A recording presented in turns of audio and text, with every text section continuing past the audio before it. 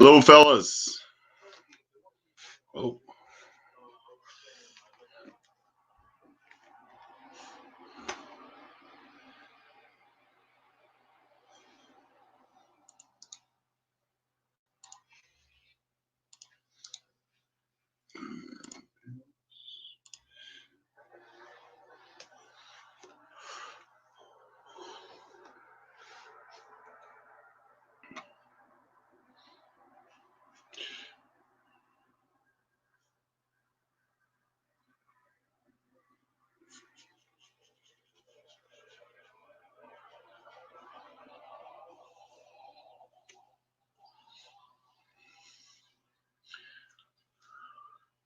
I think everything's on.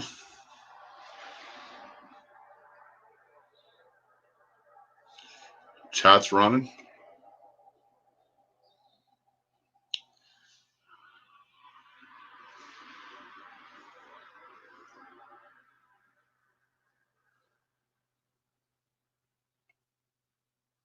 All right.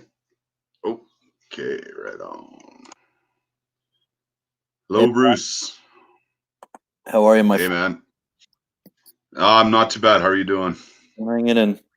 Yeah. Good to hear. I see the chat started before me. Yeah. I got Geezer and I got in there a little early.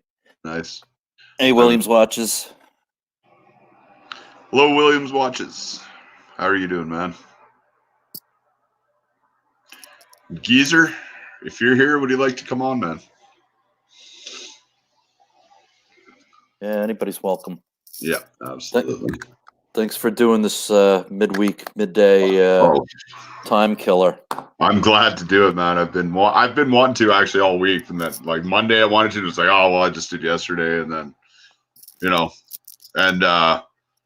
yeah, Thomas got a hold of me and said, hey, should we do it? And I said, absolutely, let's do it. Yeah, him and I were chatting back and forth, emailing back and forth, kicking it around. So yeah. Hey, Junior Johnson, how are you? How you doing, Junior? Yeah, I am more than happy to do it. Cool. I got nothing else to do. No, me either. This morning and got nothing accomplished, so we went to look at just a job that we were doing and trying to get. You can't get city inspections, so yeah, like you can't do a whole lot of anything. No. Hello, Thomas. Hi, Zippo. You all right? Good, man. How are you doing? Yeah, not so bad, thanks. Good. Hey, Thomas. Hi, Bruce. You all right, my friend? Yeah, I'm good, pal. I'm good. Good stuff. Hanging in there. Just like to say hi to everyone in the chat. Williams Watches, Junior Johnson, Geezer. How you all doing, guys? Feel free to hop on, as Blue Shirt said. Yeah, absolutely. You've got nothing to do today. You're stuck indoors. You're at a loose end. Click on that link. Fired on there again. Yeah, it turned into we got, inch and a half of snow yesterday. No overnight. kidding. Woke up to that. Still freezing cold. It's a little cold here and just gray. It's not raining, but it's just gray here today. Yeah. Justin Bailey. Hi, Justin. Hey, Justin, how are you? Well, we've got sunshine now and it's starting to melt a little bit, so there's that, I guess. Yeah. What's it like across the pond, Thomas? Yeah, it's a beautiful day today. It's really nice and sunny. It's really nice. Yeah. There's quite a lot of people out walking about, which I'm surprised at, to be honest with you. Quite a few people doing their one bit of exercise a day they're allowed to do. So I think there's quite a few people doing that today. Going out and walking about. I don't blame them. I did that yesterday when it was nice and sunny here. I did a bit of walking just to get out of the house. Yeah, get out and about. I'm lucky that I've got a garden, so I've been out in the garden a bit today. Been having had my lunch in the garden and soaked up a bit of the sun. Good for you. Yeah.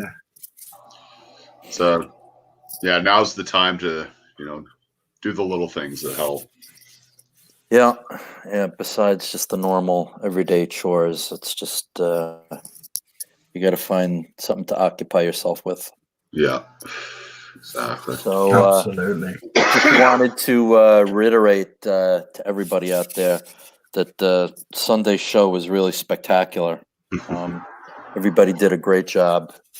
Yeah, it was great to see so many people on the stream, wasn't it? Exactly. And this wouldn't be possible without you, Zippo. So I'm just the wheel man. Absolutely. I'm just the wheel man. You're the man at the helm. You're the captain at the helm. Absolutely. You're the captain of the ship, man. But yeah, it was great to see Turkey Vulture. We had Geezer. We had Howdy from Texas. We had who else was there? There was someone else. Neil was on for a little while. If you said him already. Neil, right. But yeah, we had a whole host of Geezers all through. All the good old the good old group of punters. Yep. What are you guys wearing today?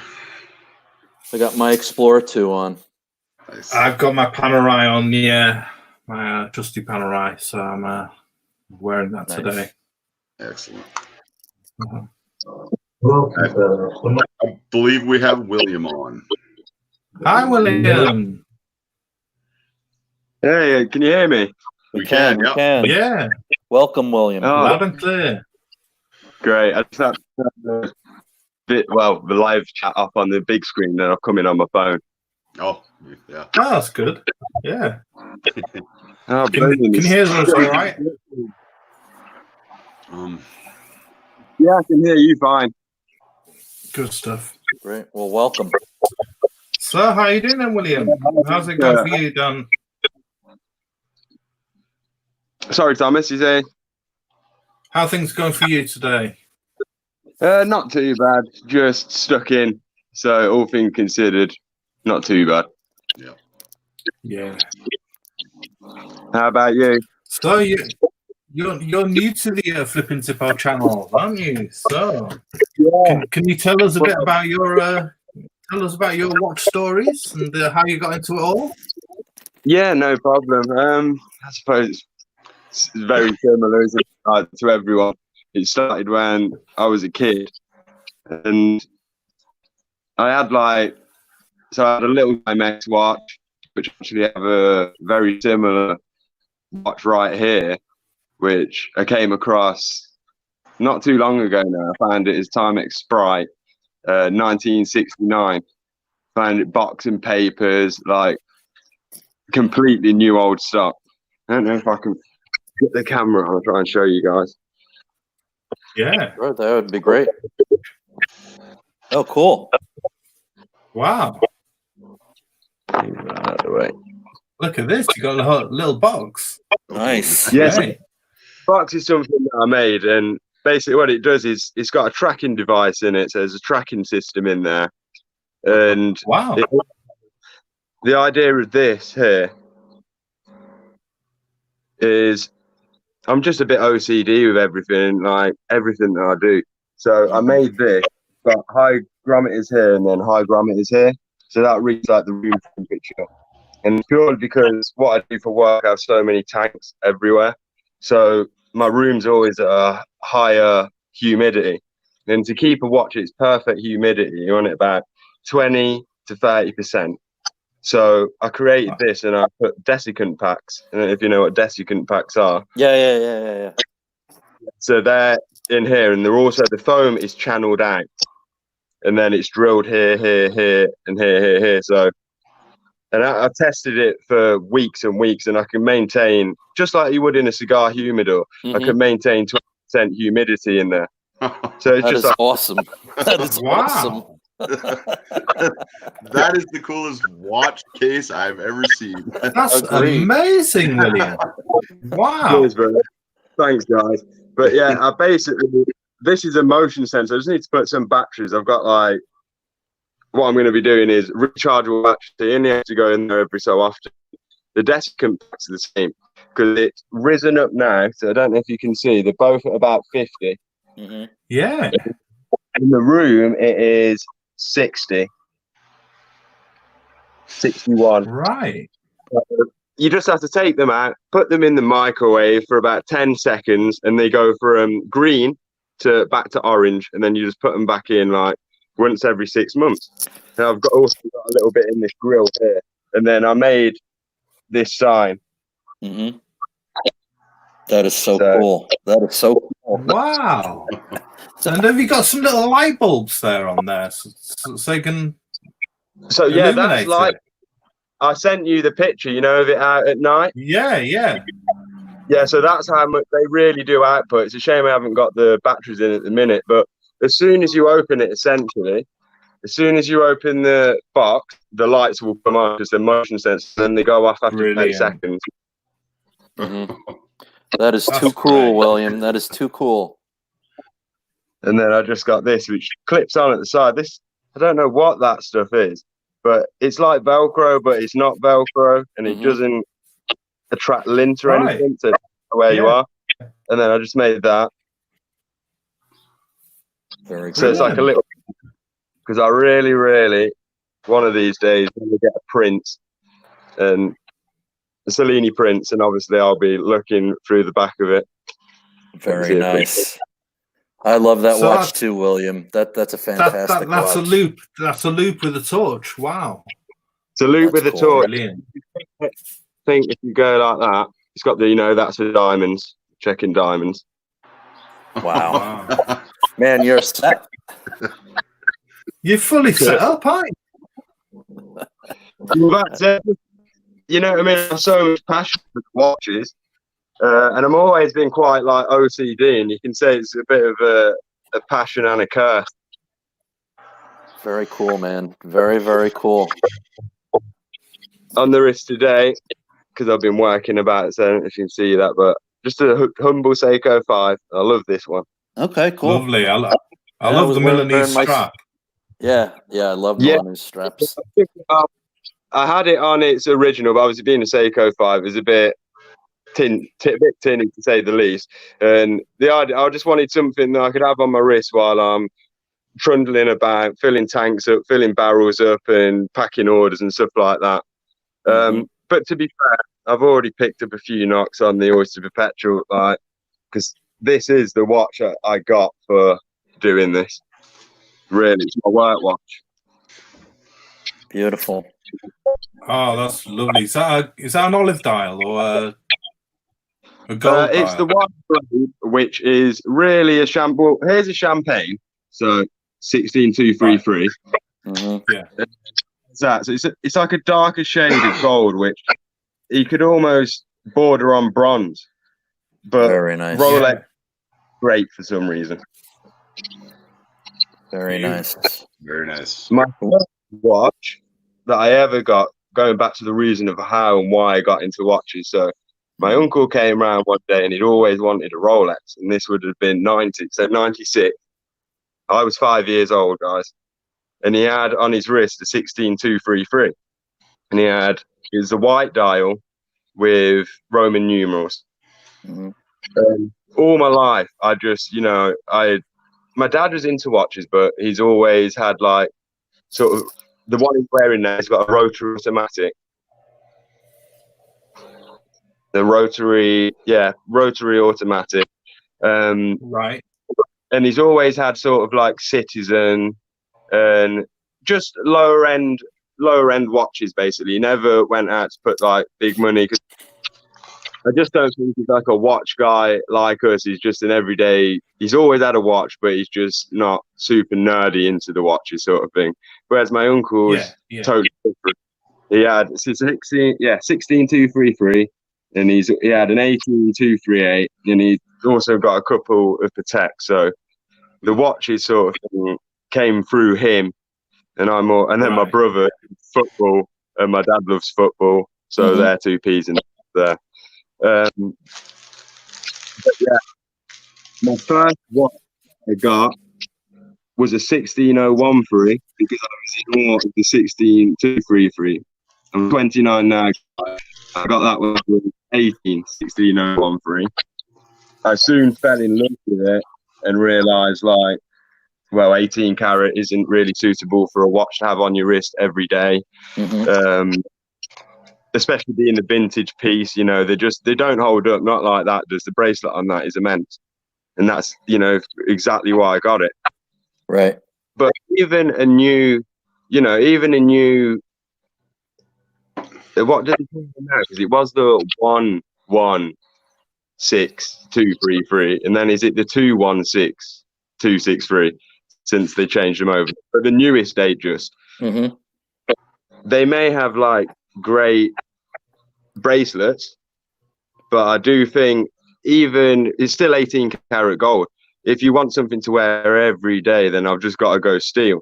Right. Agreed. You know, that's it. So that was then steel. So and then I ended up with that. And purely, I know it's a bit boring, Rolex, but it's just what I grew up seeing. And then as soon as I put that on my wrist, the 36mm oyster case and the bracelet on that, you know, is the most comfiest watch I've got. Because the oysters are a little bit bigger and bulkier. But yeah, I just love the size and the feel of a 36mm case on the wrist. Hey, you know, you gotta collect and you gotta wear what you love, man. So there's no right and there's no wrong. Absolutely. Yeah. And I've been through the whole shebang with this. Like I've had black dials, I've had green dials, I've tried more or less everything. I've been in and out of all sorts of brands. I've wasted a lot of money to like figure out, you know what, I know what my style is, I know what I like. And I'm sort of looking at these two, you know, I'm free forever watch. The story behind this one, guys, is so I had a Timex when I was a boy, and my grandma passed away. This is on my dad's side. So my grandma passed away 3 years ago now, and when we went round to the flat with my mum's clearing out the flat, I found this watch, and it was 1969. My dad would have been 9 years old. The only thing we can come together with in our heads is my nan or my granddad bought the watch for my dad and never gave it to him because, you know, box, papers, everything, and it's in mint condition. But it's just and the cool thing about it is, I don't know if I'll get it on focus, but it's got Great Britain on the dial at 6. Oh, very cool. A Timex made in Great Britain. That is cool. So it's a little manual wine, Timex made in Great Britain, and it's just the condition is just unbelievable. You know, I don't think it had ever been out of the box in nearly 50 years. Wow. Jeez. If Timex has a museum, I'm sure they'd be interested in that. For sure. Yeah, definitely. You'll have to tell me as well, guys. My wife's always telling me I don't know when to shut up. So if I keep going on, just no. We're loving it. We're loving it. Awesome. This is what it's all about. This is what the channel's about. We need to see your stuff. Well, this is great.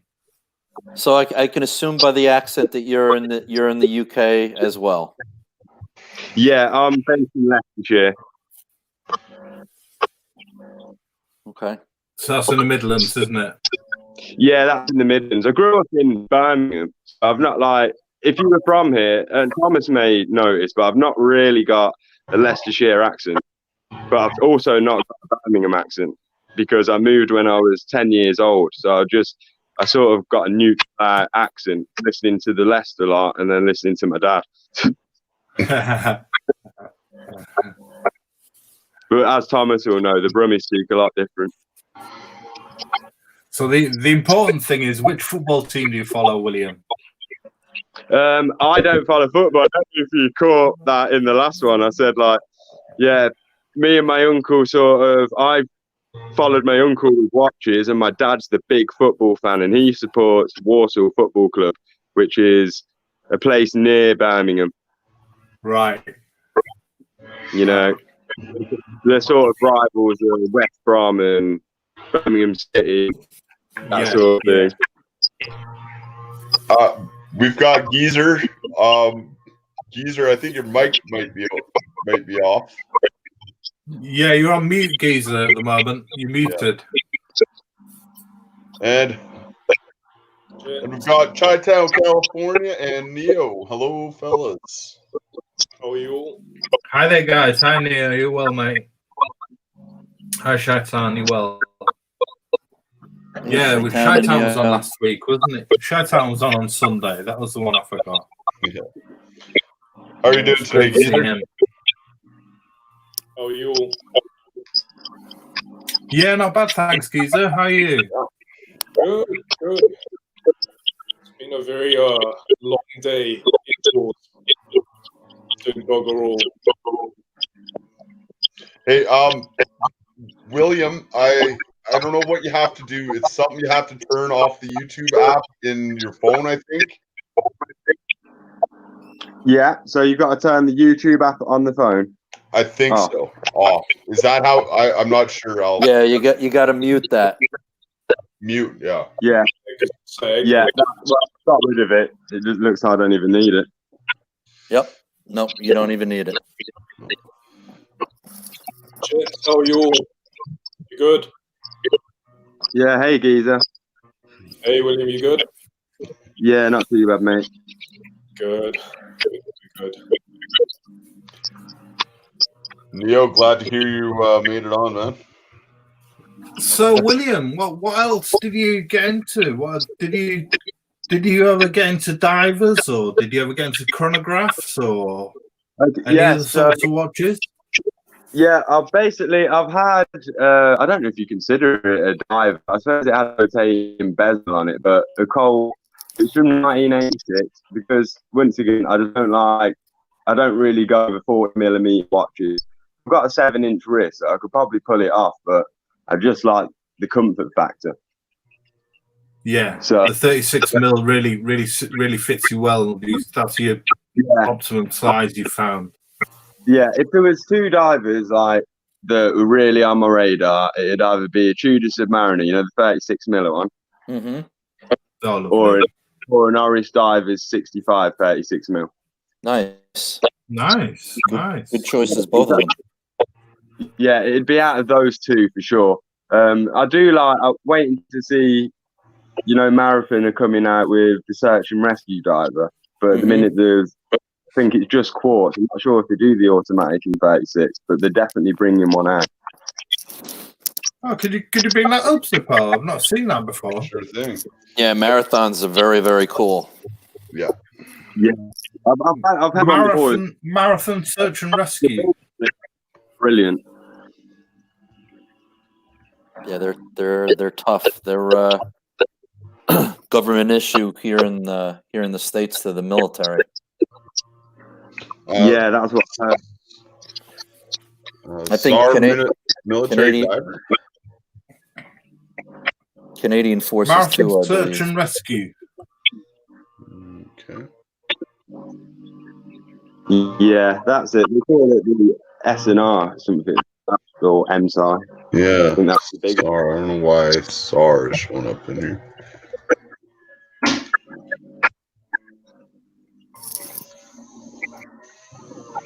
Okay, I am not sure. And it's 36 mil?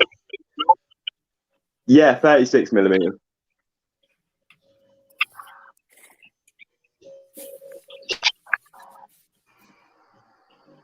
Yeah, Chi-Town. I love my turtle too, my king turtle. So they're big watches, but they wear well, even for someone with a smaller wrist.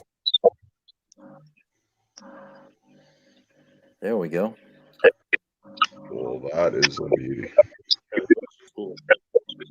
So Neo's saying that Marathon make a lot of watches for the military. I didn't realize that. Yeah, they do. Yep. Right. Yeah, Is that the American military then? Yeah, I believe for the Canadian military as well, because they're a Canadian company. Right. They've got some really cool watches. I like the field watches. Yep. Yeah, their field watches are very cool. And a lot of them have tritium tubes in them. Ooh, look at that. It's got the maple leaf in dark gray. There you go. There you go, flipping. That's a beauty. Yeah, it's lovely. And does that look like it's 36 mil? I hope I'm on the right one here. They make a variety of sizes on a lot of their watches. Yeah. That looks a bit smaller. Yeah. That's cool. The radioactive side. Yeah. Yeah. That's when they got tritium tubes on them, that they put that little symbol there. Like they are tritium tubes, eh? Yep. Okay. And what is the H3? That's the I forget what that is. Let me see if I can look that up. It's probably like some symbol for hydrogen isotope or something like that. It could be. It could make sense, yeah. Medium diver automatic.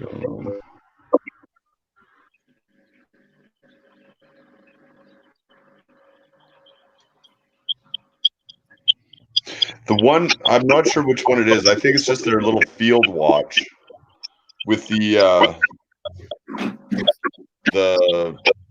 case that, what's the word I'm looking for? But this is much nicer. That's just the scientific symbol for tritium is hydrogen 3. Oh, cool. And you have to So that'll declare be these, the 36. if you're Sorry. going to an airport, you have to declare these as radioactive, don't you? Yeah, well, I think it's a government regulation that anything that's issued that has even something that's low level radioactive, you gotta state that it is.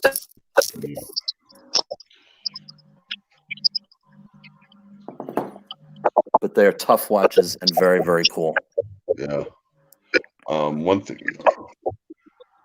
And I think the Israeli government bought a bunch of them too for their military. They got to be tough for them sons of bitches. Then They do. I know they put in both Swiss automatic movements and they put in Swiss quartz movements as well. How long have they been around for? Do you know? I'm not sure, but they've been around for a little while. Yeah. I wonder if they were around during the Korean War. I don't know whether they go back that far. Let's see, a marathon.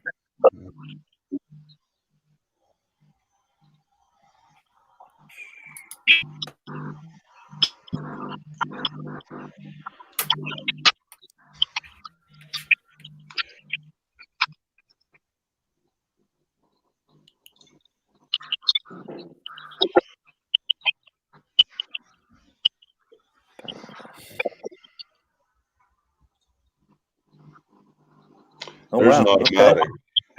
G-SAR. They were founded back in 1904 under a different name. Wow. And they've been marathon since 1941. Oh, so entirely possible. Wow. If they were supplied to the military at that point. The G-SAR, yeah, that's their new baby. Is this a bigger one? Like I said, they have different sizes. They have a medium, which is, let's see what size is the medium. The medium is 36. Okay. I think the large is either 41 or 42, but the medium is 36. And it's got a Salida SW200 movement in it. That's very cool. 300 meters, unidirectional bezel with 120 clicks.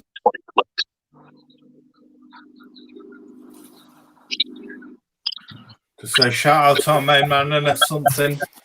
He's in the chat. Oh, Hey, Logan. Hi, Logan. You all right? Hey guys. Dennis something. How are you, pal? Oh, we got someone backstage.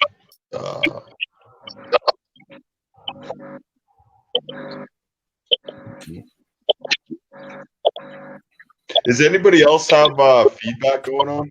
Yeah, I hear it in the background. Yeah. Yeah, I can hear it in the background. I don't know whether is it coming from. Yeah, it's like a somewhere. Yeah, William, you're still here, man? Yeah, could you double check your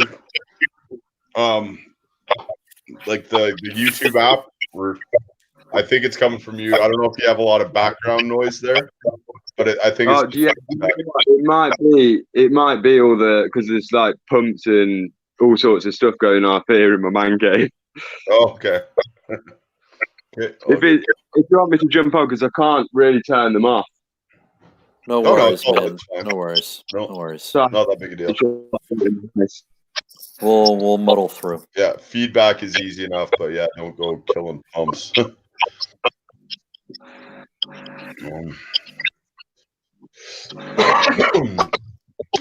Thomas, you had a list of 70s style watches you wanted to take a look at? Yeah, possibly. I was Neil had been talking about one which he thought you might be interested in, which is called the Bulliver Surfboard A. All right.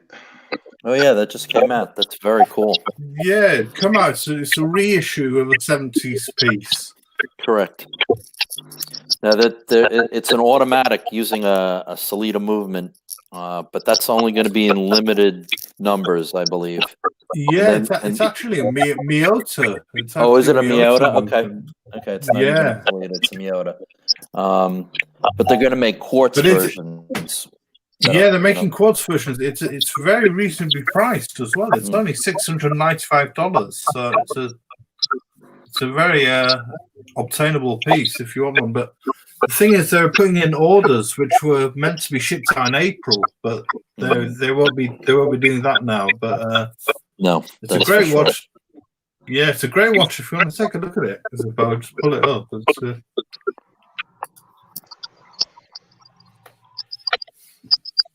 Oh, that's cool. So you can see where it gets its name from. It's the Surfboard A. It's got that surfboard pattern on the surfboard design on the dial. Yep. So it's got the normal seconds are at 9 o'clock, and small seconds at 9 o'clock. And it comes from a sort of the Bulliver did diving chronographs in the 70s, and that's where they come from, basically. And are these automatic or quartz? Just the one on the far left is the automatic. The one in the bracelet. The other ones, I believe, are just quartz.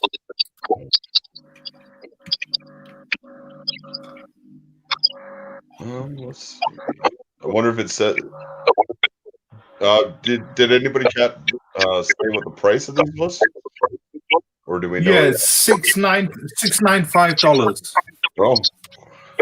So it's a 40mm case, 200 m water resistant, domed sapphire box crystal, rotating bezel, and as with the automatic period correct tachymeter scale. Yeah, Chi-Town's saying the subdials are a bit like Tudor Monte Carlo like. I agree. Yeah, so the automatic on 200 pieces, and that's it. So that's a hell of a blow. 3,000. Is that how many they're making? Yeah, of the auto. Yeah, of the autos. Yeah. I just checked Blue Shirt. You're right. It says it's a Salita caliber SW 510 BHB. Okay. Yeah.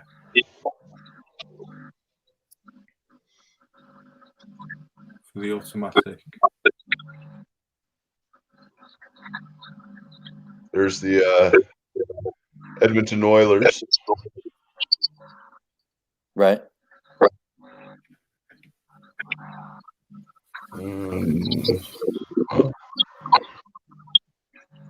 I'm just reading this stuff at this point.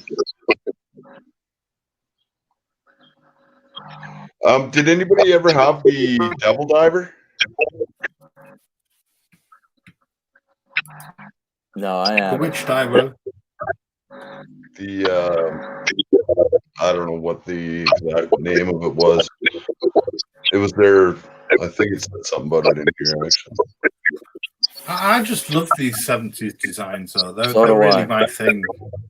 They're really up my alley. These bright colours and these shapes on the dials. And I think they're really interesting. Yeah.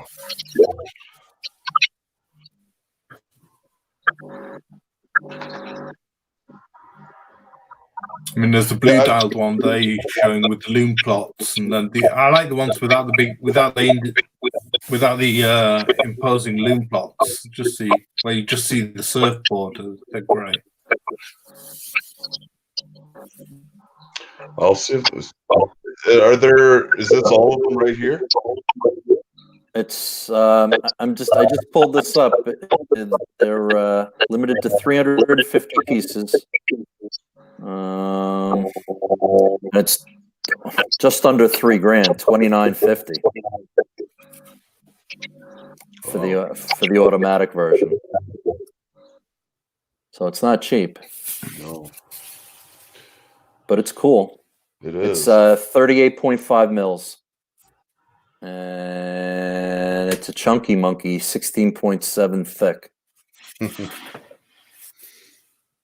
200 meters water resistant.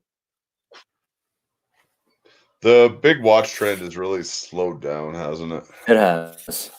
It has, which is fun. Thanks. I mean, I prefer a bigger watch, but nothing above 45 is my absolute max. Yeah, I like 42 better. Yeah. What's your opinion on 70s watches, Geezer?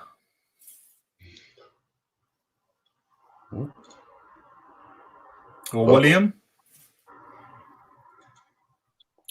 Hey, sorry guys. I muted here and then I went on the big screen just to see if it was me causing that choppiness, but I don't think it is. Yeah, well, you sound better now. Yeah, whatever you did, it stopped. Oh, has it? Yeah. Well, great. No problem. Yeah. Sorry, what was the question, Thomas? What's your opinion on these 70s design watches? Do you like 70s styled chronographs and things like that? Yeah, I love 70s. I love the 70s design. I probably like the older stuff more than the modern. Yeah. So you're a fan of these reissues then? Yeah, I really like it. I like the one on the bracelet. For $3,000, would you ever? I don't. That's the thing. I don't know if I'd part big money like that. Yeah. Is that how much it was? What? What's that, about £2,500? Did you say $3,000, Zippo? Yeah. Yeah, that's what the automatic is, Thomas. The quartz ones are $695. Ah, right. Got it wrong. Right. 200 pieces. So this will be collectible for somebody out there. Yeah, for sure. Yeah, 200 pieces is limited. Yeah, it is. That's those aren't Omega limited edition numbers. No, for sure. Yeah, Showtime brings up an interesting point. He likes 70s watches, but they're less classic and versatile than 60s pieces, he thinks. True. Which is interesting. Yeah, I love probably dress watches are my favorite genre. You know, end game for me, it'll be sort of an FP. I like an FP. Geezer's the man to talk to then. Yeah, exactly. Yeah. Yeah, and there's something is also he's a dress watch guy. Yeah, I spoke to him your comments. Hey guys, I'm here. Hey, NS, Hey, how are you? Hey, Hi, Ernest. You're right, buddy. hi everyone. You got another dress watch fan here, NS. Yep, it's Speaking that's of, definitely my style. yeah, speaking of dress watches, have you guys seen the new AP remastered piece that was just released, I think, yesterday? It's like a reissue of one of the 40s chronographs. Yeah, there's a bit of feedback. What are you talking about? The chronograph? Yes. Yes. Yeah, that one's nice. I like the lugs. I like the case, but the dial is really it shines. I find. So, William, I think something's still happening. It is feedback, isn't it?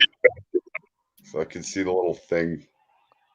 Okay, he's on mute. Yeah, it's definitely better now. Yeah. Yeah, that's But yeah, Geezer, as I was saying, I think the dial is what really makes that watch. I agree. And look, I think it's great. I don't know if it's sort of a lost cause with AP, right? Are people actually going to like it?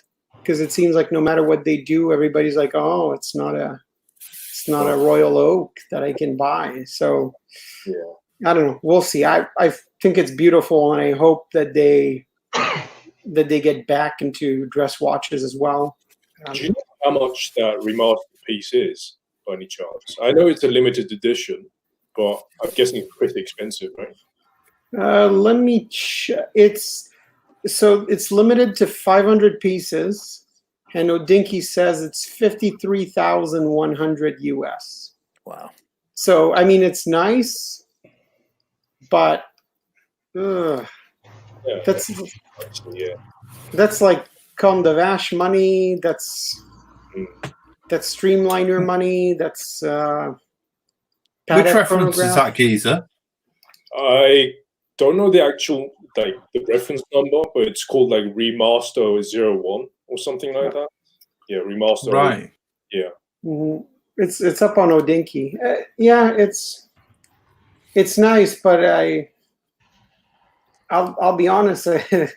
You asked, so this was the first time I actually looked at the price. It's a tough sell at that price. Yeah, and Neo's right. It's like Zeitwerk and Datograph money at that point. Yeah, it's. Once you get to that range, there's so many good options, right? So many. Agreed. Yeah. Agreed. Mm-hmm. Yeah. Yeah. Even Absolutely. even at the 25% that you're going to get off of MSRP, or 20%, even then it's really expensive. But I must say, some of these vintage APs are actually really beautiful. You know, the perpetual calendars and all, really fantastic, and you can actually pick them up for pretty good price. You know. Well, you don't even have to go that far vintage. They had a chronograph that they were making, I think, as early as like 10 years ago. Yeah, exactly. Yeah.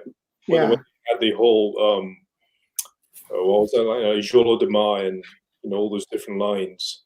Yeah. That's it. The Jour de Mar.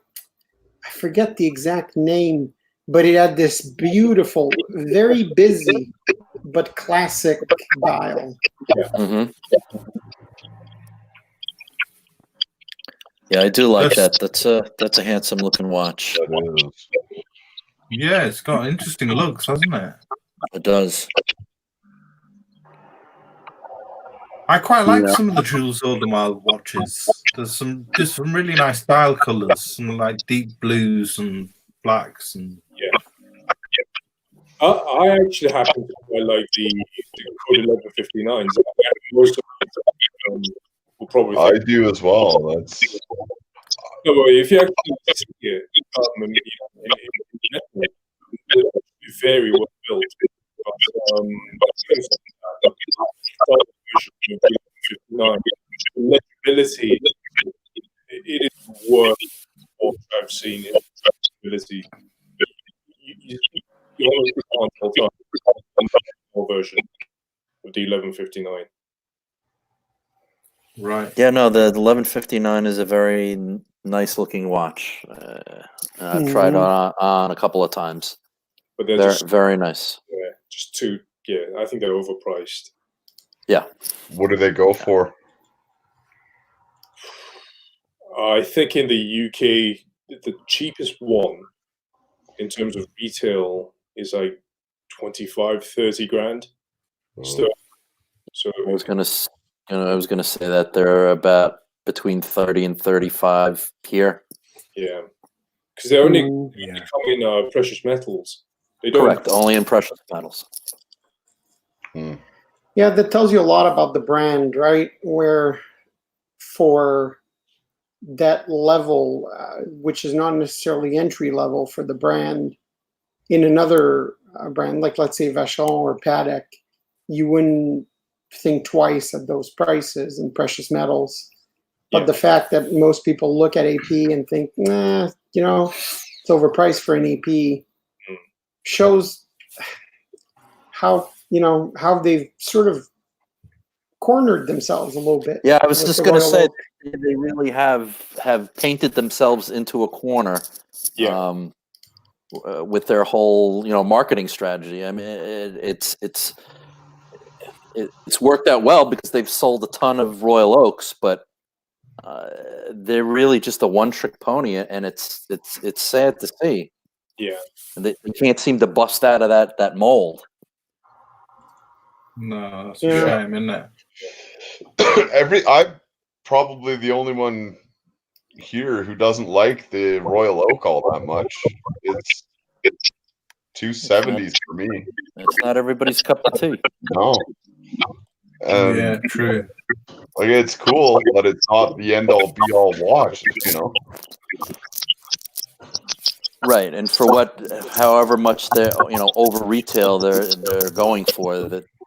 Again, like with a Nautilus or an Aquanaut, it's there's so many other options that you can get for that kind of money, unless you're lucky enough to get one at retail. Yeah. Hey William, do you want to try dropping off and joining again? That might work for you. I think you got a bit of a echo loop problem, and do you want to try leaving and Zip will post the link again, and you just hop on again? Yeah, sorry guys. I think it's my Wi-Fi. Oh, that happens. Yeah, no worries. Don't hold it against. We'll see soon. What was I gonna say? How long is the 1159 been out for now? Look, less than a year, right? Is it about a year? Yeah, about a year, right around there. Mm-hmm. So, I wonder if any have made it to the used market yet. I would assume I think whether it's used or gray market, there have been some. Look, I think people are buying them even if just to try to get into those dealers' good graces, right? To try to get a. They're an expensive, in a Rolex analogy, they're a mighty expensive date just to have to buy to get what you want. Like I said, when I went into the AP boutique that opened up near me, they had plenty of Code 1159s. Yeah, and that's just not the way to go. If you want to buy a watch, it's maybe it's just me, but I used to be a massive fan of AP, and because I knew quite a few folks here in the UK who used to work for AP, the company. Right. Really have that family feel. If you like, they used to be very, very friendly, but ever since they've switched their strategy to be like a really exclusive and all that, excuse my French, but they've become really douchey all of a like, you know, in at least Yeah.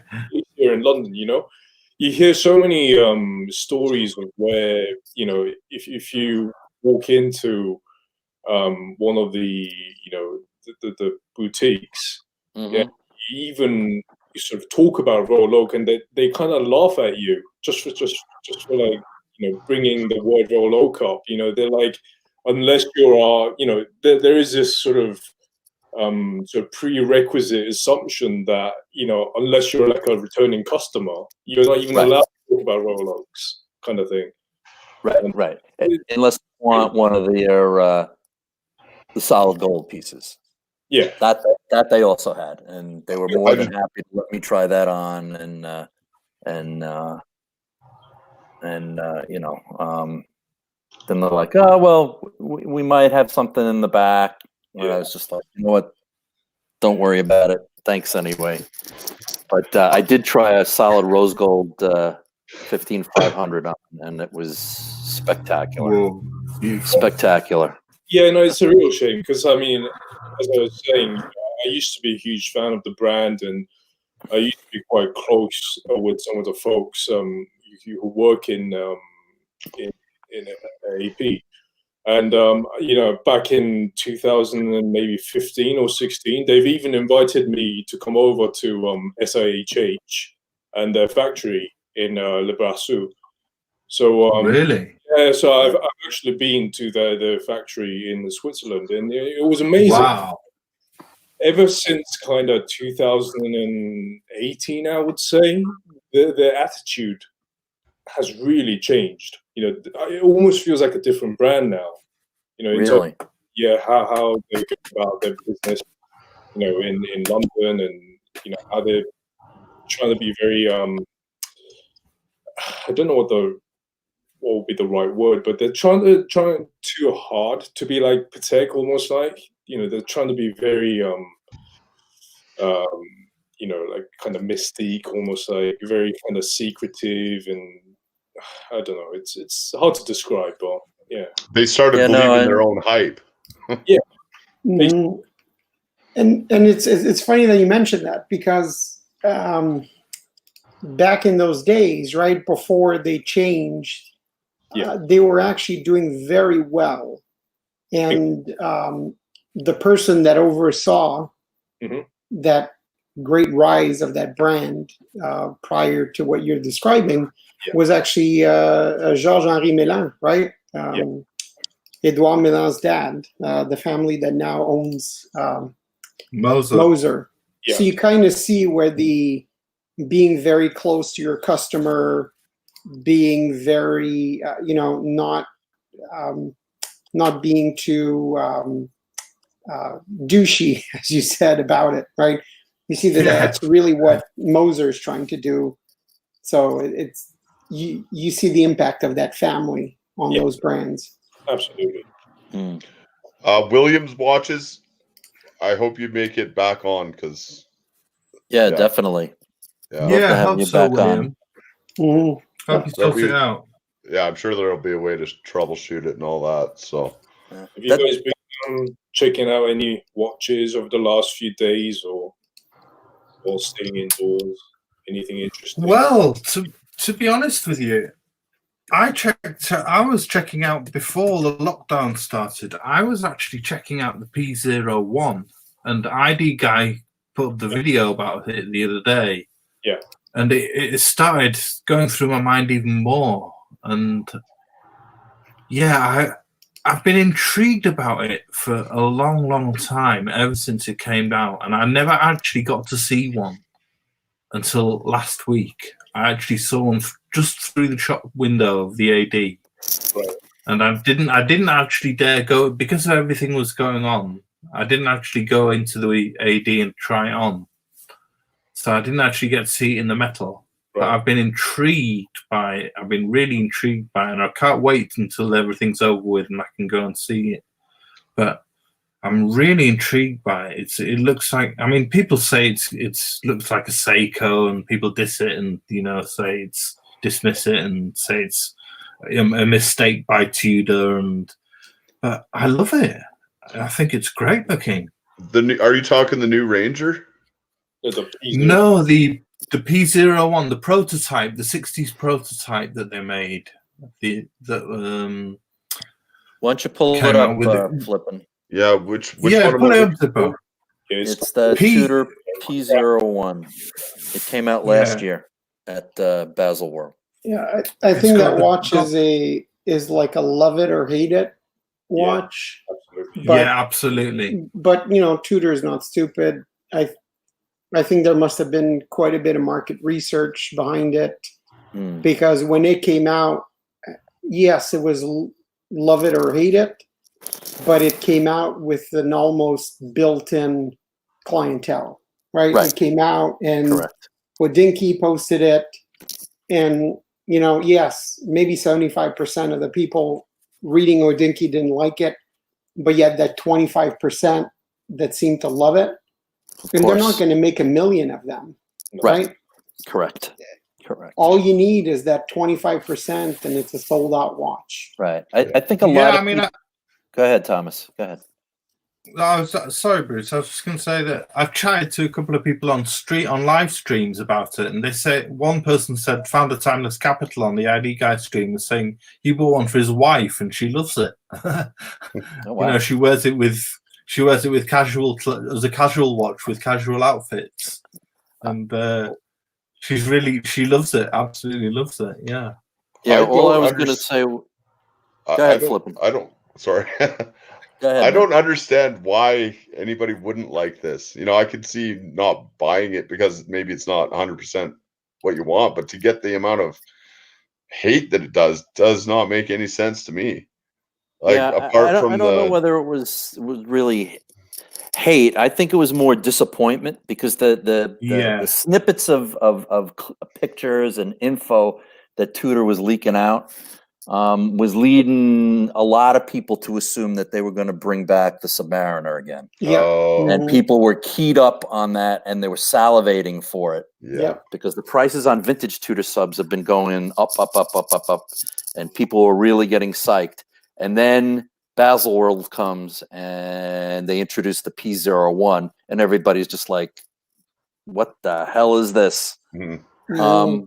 But it's cool. I mean, it was a prototype for the U.S. Navy. I mean, I tip my hat to them that you know, to pull something out that didn't even go into production.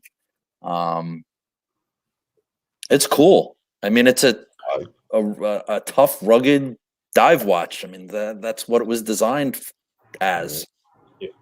It certainly is a very quirky watch, you know, but I think you've got to have the right personality to kind of pull it off. Mhm. For sure. Yeah, if you look at the wrist shots, you know, it's I don't know, it looks good on some wrists, but you know, I think you got to have the right shape and the right size of the wrist as well, because of the how the bracelet and the band is constructed. Mhm. I also happen to Yeah. think it looks better on the bracelet than it does on the strap. Yeah, Yeah, Logan Hall's saying that. He's saying if it was on a full steel bracelet, he thinks it'd be okay, but it doesn't work on the strap. I mean, that is Yeah. one point of contention that I think a lot of people have. You know, they think it looks weird on the leather bracelet, on yeah, the leather strap. Sorry. yeah. Mhm. I think there's just too much contrast between the end links and the brown strap. It just looks a bit odd. Yeah. Yeah, I think this could be amazing on the right strap, though, on the right custom strap. Mhm. Like, let's say a Stingray strap, Mm. you know, with the pearls and Right. everything, that could look good. But one more thing to add to this model, though, right? That I found kind of a bit weird. Leading up to that, everybody, like a lot of pundits, were like, you know, Tudor's now the Black Bay company, right? Everything they make is a Black Yeah, Bay. Oh, yeah. look, another Black Bay. And they come out with something different. And everybody's like, Absolutely. Right. I wish they had made another a Black Bay that looks more like the sub, you know, even though Black Bay is kind of like a sub homage already. Absolutely. Yeah. So it's, This is- you know, No, you're absolutely right, NS. They're damned if they do and damned if they don't. mm, I really like the dial though. I think the Yeah, the dial's great. dial looks gorgeous. No, I've when I looked actually saw it in the metal, well, I'd not saw it in the metal, but when I actually saw it through the window, I couldn't stop staring at it. I thought it was, I was just taking it all in. I just thought it was beautiful. I thought Yeah, it was lovely. there's a lot of Just- watches. It struck me so much more than the Blackberry. I just thought it was great. There's a lot of watches that are like that because in person you have like the it's a 3D object. You have the texture of it. You have the depth. A lot of watches that don't necessarily look great in photographs, as nice as the photos might be, might appeal to you more in real life. Yeah. A lot of these pictures I'm looking at, and they're trying to show, everybody's wearing a suit. They're all cuffs and all that. This to me looks like a jean t-shirt kind of watch. Right. It's a casual watch, definitely. Yeah. It is a Very t-shirt casual. watch. Yeah. And Yeah. It's not a suit watch. No, it's not gonna, discreetly slide under your cuff. No. So That's what I like about it, to be honest with you. It's a casual watch. Yeah. Definitely casual watch. I'm not a fan of the 4 o'clock. The you don't like the crown. 4 o'clock crown? No. Okay. Yeah. But other than that, it's great. That's one of the quirky things I liked about it. Yeah. 4 o'clock crown. I mean, I like 4 o'clock crowns. Yeah. I also the snowflake hands. Some people hate them. I like them. Yeah. Yeah, I like snowflake hands as well. Yeah, I think like the snowflake hands are all right. I like The only leather two strap. Yeah, I do. The only two that had really taken my fancy in the past before was the Black Bay Bronze. Mm-hmm. And that's a 43 millimeter Correct. watch. It's quite big. I tried that on and it's quite hefty. Mm.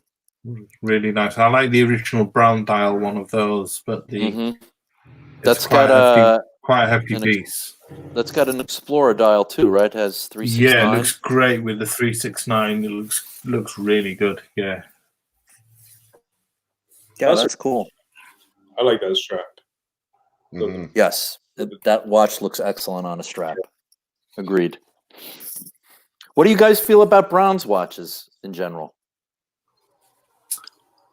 Yeah, I quite like them, to be honest with you. I mean, I've never owned one, and of course you will get the patina over time, so they may look a bit grubby and dirty after a while, but yeah, I mean some people like the patina. I've seen some Panerai bronze ones that look so awful after a while, but some people like that. I would say the only thing I would say about a bronze watch is I would prefer, if I were to get a bronze watch, I would want it to be waterproof so that you can really scrub it and wash it if the patina ends up being not exactly what it is. I think I agree with you. I'm not a huge fan of them. Would I like to add one in my collection maybe down the road? Yeah, maybe. But I think with some lemon juice, you can bring it back to close to its original shine. The patina. I think you can. Yeah. Yeah, I think you can even just get a commercial product that'll do it, but that's great on, let's say, a Panerai or a Black Bay Bronze, or I think Oris makes a diver. But on like the Oris Big Pointer Date or whatever it is, where it's not a locking crown or anything. As well. Yeah, like what are you gonna do? You're gonna go to a watchmaker and ask them to remove the movement? So you can scrub the case. Right? No. Ooh, that's scary. What about you, Geezer? Any interest in a bronze watch? Honestly, I'm not a big fan of bronze. I mean, I do appreciate them, but it's not my cup of tea. Okay, hey, yeah, and that's what it's all about, man. They're definitely not for everybody. No. And like this Loom Tech here. This I don't know. You know, for a bronze, I could kind of go for that, but then at the same time, you're not cleaning that up properly. when you Yeah, want to. I wouldn't mind the bronze watch, but this, maybe this says how much I like bronze watches or how much I don't. I'd like a bronze watch that I'd pay like between $100 and $500. Right. Yeah. I was just gonna say that. I wouldn't Yeah, mind adding maybe. one for about $100 to $500. Yeah, Yeah. maybe 100 to 300. I just said 500, and I'm like, nah, maybe not to that much. Yeah, but the Tudor Bronzo is a nice looking watch. Yeah. If Yeah. you can pull off is, a yeah. 43, Look at that. That's it's really nice. It is. Mhm. That's It looks because the excellent on color, that strap. style, and the bezel complement it's Yeah. pretty much perfectly. And I the- think, yeah, sorry. Go on. sorry, Geezer, go ahead. No, I was about to say, I think with the Tudor bronze watches, don't they have like a special like treatment or like a coating on top? Yeah, I think they do. They have some sort of like clear coat Yeah. because you'll notice, right? The Tudor bronze. How long has it been out? Now a few years, Correct. right? 3 years or something now. Yeah. Yeah. And I haven't seen one that was really, really green looking yet. Mhm. But I think I remember seeing someone that did it on purpose, like they polished it or something to remove the coating, and then they got it. But I think, knowing a company like Tudor, they're probably making a watch that's going to look like this for a long, long time. Right. Well, the ADs, actually, I know an AD that actually uses Brasso. I think it was Brasso on one Hmm. to polish it up to keep it looking shiny in the window Mhm. because he hasn't sold it. He just kept polishing it up with I think it was a brass polish. Yeah. So whatever that's the coating thing with was a on that diver, is right? on now. Just, yeah. That's different. Mm. But yeah, it's a little bit. I think it's still very, very niche and It is.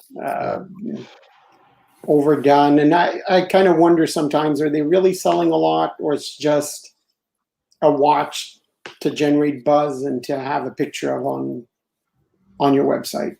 Yeah. Could be a combination of both. Is there any copper watches out there?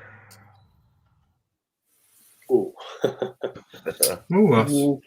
I know saw about a that review of a brass watch, but I forget what the manufacturer was. But just like well, last week, John used to do brass movements, didn't they? But I don't know about. No, I don't think they make cases. But yeah, brass watch might be interesting, and it's antibacterial, right? So good watch That's to why have. stripper poles are brass. Yeah. I mean, the example people usually use is door handles in hospitals, but whatever you want to go with.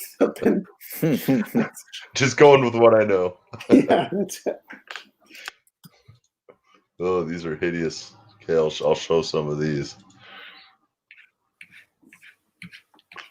Jean did one of the anniversary tourbillons in sterling silver. I thought that was quite interesting. Mm-hmm. Yep. Oh, wow. very nice. And there's your copper. Oops. So, in other words, no, not a good one. Nothing good out there for copper. Not those diesel watches. I saw I think it's called the Big Daddy 2. I saw one of those at the supermarket. Somebody had it. It was like, it's a chronograph, and I think is it 50 or 56 millimeters? Yep. Oof. Yeah. It's over 50 for sure. Like, see if I can find one on a wrist. They're just ridiculous.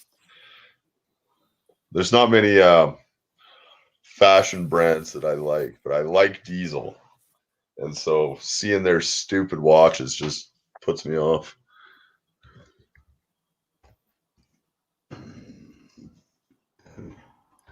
Speaking of fashion watches, I think what's the name?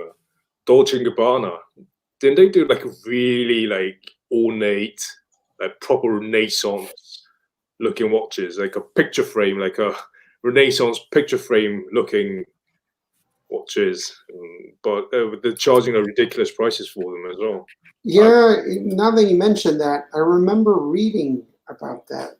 Now I want to find it. Oh, I want to see one on. Oh, okay. Kind of give you some perspective as the size of those. Oh, Yikes! Wow. Yeah. Wow. yeah.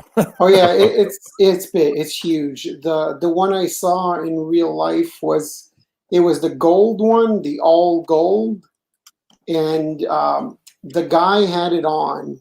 He was right in front of me paying at the cash, right, and he had like yeah, it looked exactly like that black one. He had a not tight fitting leather jacket, right? So the sleeve was pretty big and the jacket still couldn't fit over the watch. Wow. It's just ridiculous. Yeah.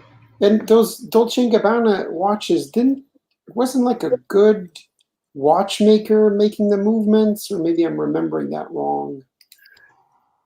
Yeah, I don't think they were quartz or anything. I think they actually had like proper mechanical movements in them. Yeah, because I think a lot of the fashion brands are trying to follow the footsteps of Ralph Lauren these days. Because I know Tom Ford has also recently launched like their watch line, and they're charging ridiculous prices for them as well. Yeah, Tom Ford will be, won't it? Yeah. Well, Ralph Lauren and also Dunhill were interesting examples where in Dunhill at the triple calendar from JLC. So Ralph Lauren and Dunhill had really nice JLC caliber watches. And you also have what's the name? Zegna, right? Yeah. Had the Gérard Perregaux movement. You know, out of all the movements that they could have chosen back then, they have is it the equation of time movement? I think so. That's insane. Yeah, those. Man, that looks like a grandfather clock on your wrist. Yeah. Yeah, that's just. Oh. What are these? The lions with wings? Wow. What are those called? The Griffin. Oh, Griffin. Yeah, Griffin. Yeah. Yeah, Wow. that's just, I'm sorry, but I'm super open-minded. I like many things. I like a lot of watches that people poop on and stuff, but that's just, This one ain't bad.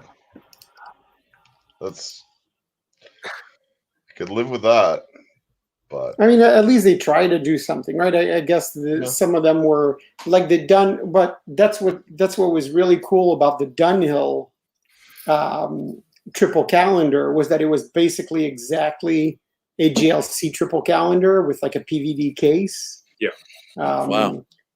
And the Zegna watch actually is a funny story because that watch is what led Swatch to stop selling ETA to other brands. Really? So yeah, because Zegna called Hayek, right? They were friends. I guess Hayek was a big Zegna customer, and he said, "Look, I want to make watches, and so can you sell me movements? Can you make watches for me?" And apparently Hayek got really mad and said, why the hell do you want to be in this business? It's such a hard business. Everybody's trying to compete with me, make watches, blah, blah, blah. And that turned into him going to to his board, to his company, and saying we're not going to sell ETA movements to third parties anymore. And Wow. that launched a whole 10-year saga of them slowly stopping. And then Zegna turned around and they called Gérard Perregaux and they made like $50,000 fashion watches, which is just insane. Wow. Like a UFO landed on your wrist. That's exactly a perfect Yeah. analogy. I think Philips Auction House has recently launched a new service, at least here in the UK, where they actually sell some watches. So I don't know whether if it's on a commission basis or if they actually buy the stock and sell themselves.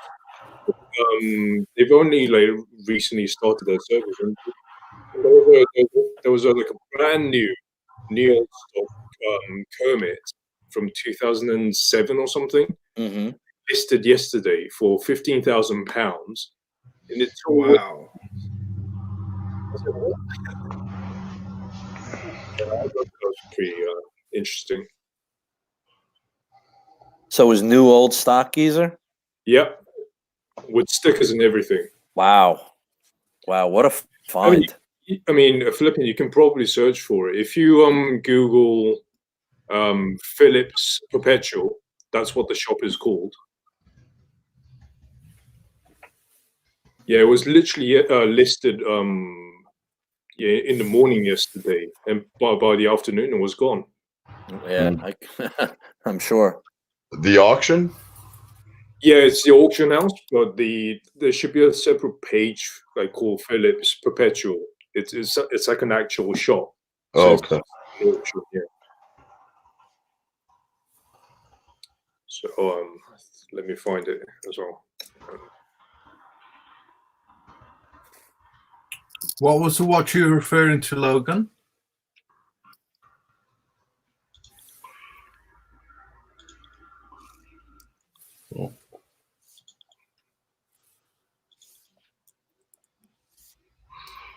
Yeah, Logan, I don't know if you posted a URL or something, but we're not seeing it.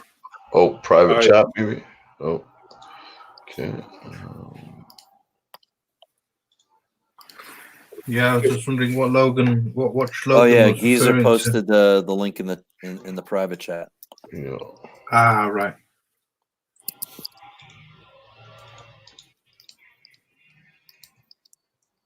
So much for the watch market slowing down, eh? Right. Yeah, I think. Go Go ahead. ahead. No, go go ahead. No, I was just going to say, I think the market's slowing down, but for very specific things, it's still going pretty well. But I think we're gonna see some crazy things happening.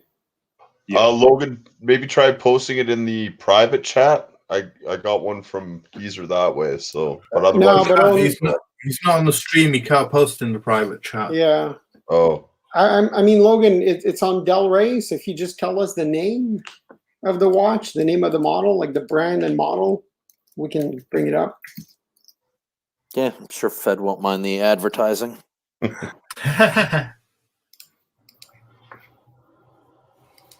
Oh.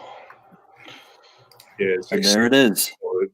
No, I've actually sent this to one of my friends who was genuinely interested in picking up a Kermit, and obviously being a new old stock, fully stickered and everything.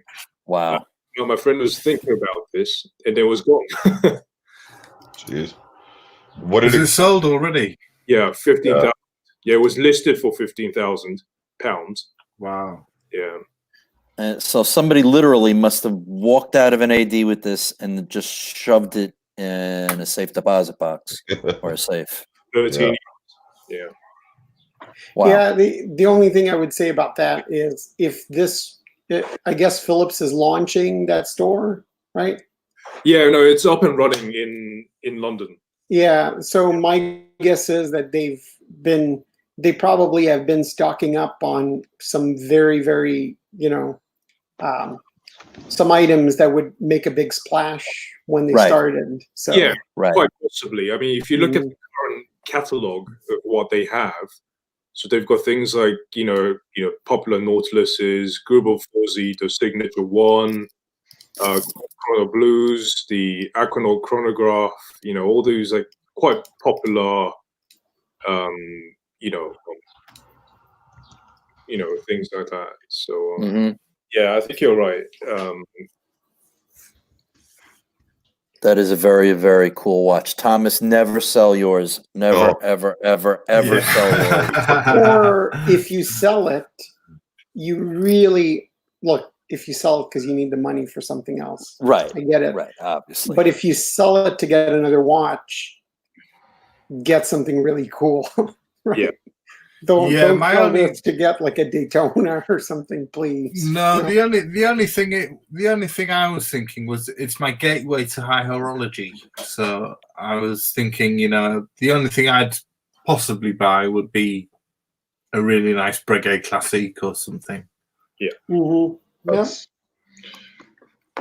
yeah. I see Logan the God. the Quorum, Matt Barnes. The thing about Quorum is they're a very hit or miss company. They make weird stuff that has a very, very niche clientele, right? Their big thing is they make those nautical themed watches that most people don't like, and they make Wow. that bridge watch, and then they make stuff like this, which is Wow. Wow. I don't know. So how do you tell the time on this? Is it with the pink indicators around the outside of the dial? Does it really matter? I mean, I was going to say something about my remark about $100 to $300, and making sure that people understand it doesn't apply to this. Whoa. Yeah, Wow. and like I said, this is really not what Quorum is known Mhm. for, right? This is look. This is how these dealers work, right? This is something that an authorized dealer was never able to sell, right? It Mhm. says it's store display unworn. This is something that has been completely written off. Right. Right. Yeah, been in the window. Yeah, Yeah. I'd be willing to bet that Del Rey has not bought that watch, right? That's on consignment. Consignment. Yep. And Yeah. If you were to find the AD that actually has that and walk in and offer in these times offer like a couple $100, maybe they just turn around and say, F it, take it.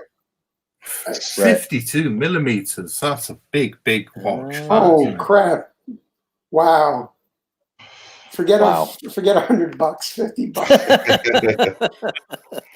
I mean 52, that's huge. Yeah, that's Invicta Big, territory. big watch. Unless that's a Yeah. mistake, unless it's supposed I mean, if that's 52, do you understand how big the strap is on that thing? Oh yeah. At least 24 millimeters, maybe more Yeah. than that. Yeah. Yeah, it'd be bigger than that. 25 to 26. Wow. Yeah. Yikes. That's a big watch, Logan. It's a big watch with a scary clown on it. Interesting. Reminds me of Beetlejuice. But you saw what Logan said, right? He said, I'm not saying I like it. Yeah. No worries, man. No worries. Hi there, Orange Hand. Welcome. Yeah. Hey, Orange Hand, how are you? Yeah. But the Quorum bridge, the only Quorums that I like, because I hate their nautical theme ones, but the Quorum bridge, The Golden watches, Bridge. yeah, those are cool. They're interesting. There literally isn't much to them, is there? They're literally. Yeah, the Quorum bridge, basically, I think the reason why I like them is that it's basically, I don't know if you guys have ever seen the classic JLC table clocks that had like a transparent dial, and in the middle you just have the movement basically that's vertical. Yeah. So those are Right. those are exactly the same. Sometimes you have them horizontal, and they're not cheap watches, but sometimes there's tremendous deals on them. Does anybody have any experience with the Atmos clocks? No. No, I was going to bring that up actually. Yeah, they're interesting clocks, and there's are. quite a few different dials. Yeah, I know my AD sells them, and they were selling one last time I was into a Chinese couple. They're explaining how they could get the VAT off at the airport. You may remember anybody here that was alive in the 80s. In the 80s, many brands made these weird like clocks that looked exactly like Atmos clocks that had like a spinning pendulum type of thing. They were all electric with batteries. But the one thing people often criticize about Atmos clocks is that they don't run well, but that's usually because they need to be serviced or they were, shipped to 56 different owners but they're really cool watches. Yeah. Yeah, that's the only thing that I've heard about them is that they can be finicky, and then to repair them, it's quite expensive. But it's a cool idea running on air, and they're really nice looking. Look, they cost money to service, yes, but I think it's the same thing as a mechanical watch. People have to understand at some point. I mean, what a brand new Atmos, right? I know you can get them for between 6 and 10, like used, but brand new must be what, like 12 or something. You're buying an expensive mechanical clock. You can't expect it to cost $50 to service, right? So fair enough. It goes with the territory, but I think if you buy it, get it serviced, I think it's a really cool watch. But there's a lot of them out there that have never been serviced, that have been sold many times. You're going to get it. You're not going to like it, right? Because it's not going to run well. Although if you get it for that, what do you care if it's slow or fast or whatever? Yeah, I love to have one of these table clocks, high-end ones. Yeah, So cool. that's similar to the one we had in the 80s. Yeah, that's the style right there. Yeah, the one with the dome on top. Yeah. That's the one that everybody had. Right. MB&F makes really nice clocks as well. They do. I was about to say, I really like the MB&F ones. Yeah. And you know what's funny is that the MB&F clocks, a lot of people have put down, right, and ridiculed them and say, that crap. But if you saw the Max Buser interview with Watchbox, how that whole clock thing started, right? He met a promising young design student, and he said, "Hey, let's do a project together. Like, let's design like a weird clock." And that's how it started. And I don't know if they're all like that, because some of them were also collaborations with famous designers, but a lot of them have been collaborations with students that get a 1-year internship, right? How cool is that? Right. You get picked It's very out cool. and you make something like that. It's fantastic. Yeah. That's the dial I like, the 36912, the quarter Arabic one. I like that one as well. That's a lovely dial. The one that has the moon phase is much more expensive because they're more rare, and I think they're newer ones. But that one is really nice too. So you're talking about 8,000 or 9,000 for one of these, aren't you? Used, but I don't know what condition they'll be in. I thought that was new. What are they new? I thought And might be. I think Look, with I'm I really think not they're an about expert. £9,000. I think they are, aren't they? Is that right, Geezer? Yeah, Well, I think you can pick one up. Actually, for less, even at retail, if I'm not mistaken. I think they start at around £6 sterling, if I'm not mistaken. So, Right. yeah, that's pounds. Flippin' and I can give you a lecture about the Canadian dollar later if you want. How the numbers don't exactly mean the same thing for us. That's another reason why there's no watches to be bought for a while here right now. Yeah, has it gone down more? I think that's the other thing too, right? I forget who asked about if what watches we're looking at right now. Like I've been looking at the prices of Geomatic like going down and thinking, later this year. But I've also been looking at the Canadian dollar go down and oof. Really? Oh, is it really, Ennis? It's Canadian dollars going down. Yeah, I think it was because 71. I think. Yeah, because you have to remember that. Look, we're a very diversified country, right? But a big chunk of like where Flippin lives, right? The whole economy is around oil, Right. and but it's around oil, tar sands oil that costs more than other oil to extract. Mm-hmm. So we're always affected by oil prices. So yeah, but it actually went up. It's 70 cents US, but earlier in the week it was like 68, I think. Oh. So down from like almost 75 earlier in the year, right? Yeah, it was at 75 before, so a month ago. Remember what was it? 5 years ago? 5 years ago, we were almost on par. Yep. Shaitan was asking NS, does the Atmos ever come with chimes? I don't think it came with a chime system, did it, the Atmos clock? I don't think so. I think the whole point of the Atmos is that it's very low power, right? Because it uses differences in atmospheric pressure to wind it. And humidity and Yeah, so it's not like it winds so much that you can have, if it chimed that, you'd probably have to wind the chime power reserve every day. Yeah, I was just looking at the latest, and you're right. The Canadian dollar is 70 cents. Yeah. To the US dollar. Yeah, it's painful. And the pound is $1.18, almost $1.19. Yep. Wow, Australian dollars, that's gone down too. That's down to 59 cents. Wow.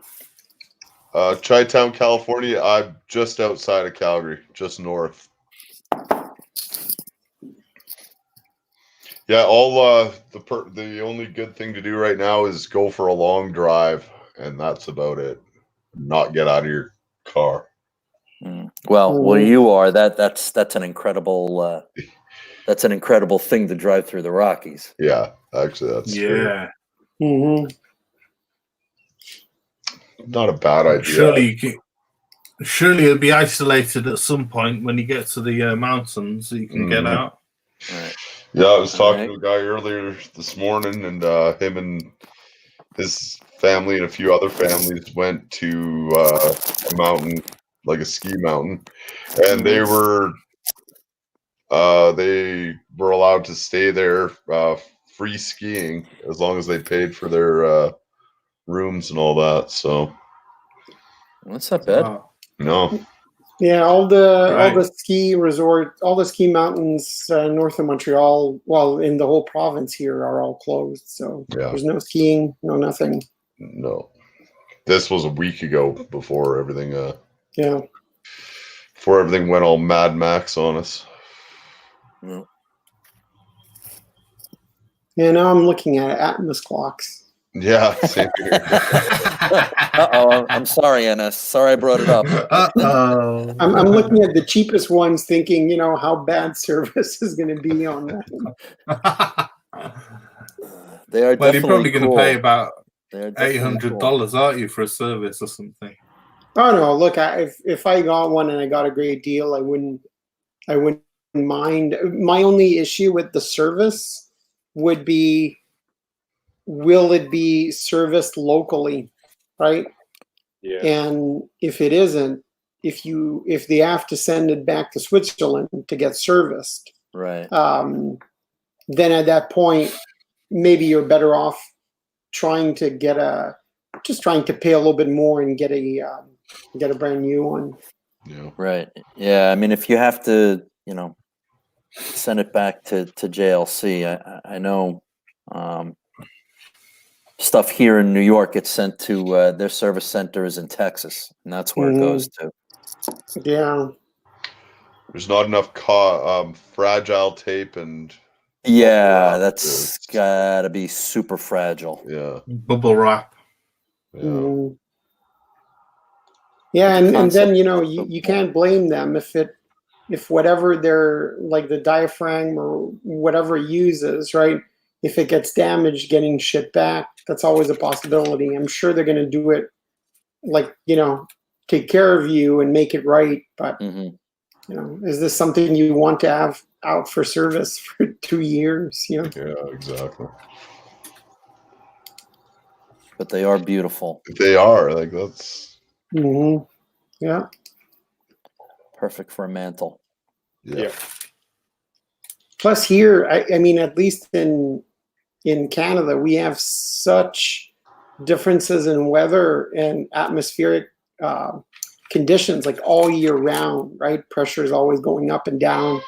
That it would probably work very well here, right? As opposed to if you're living out in Arizona or something, where you might need I'll to be right back, guys. Yeah. Good.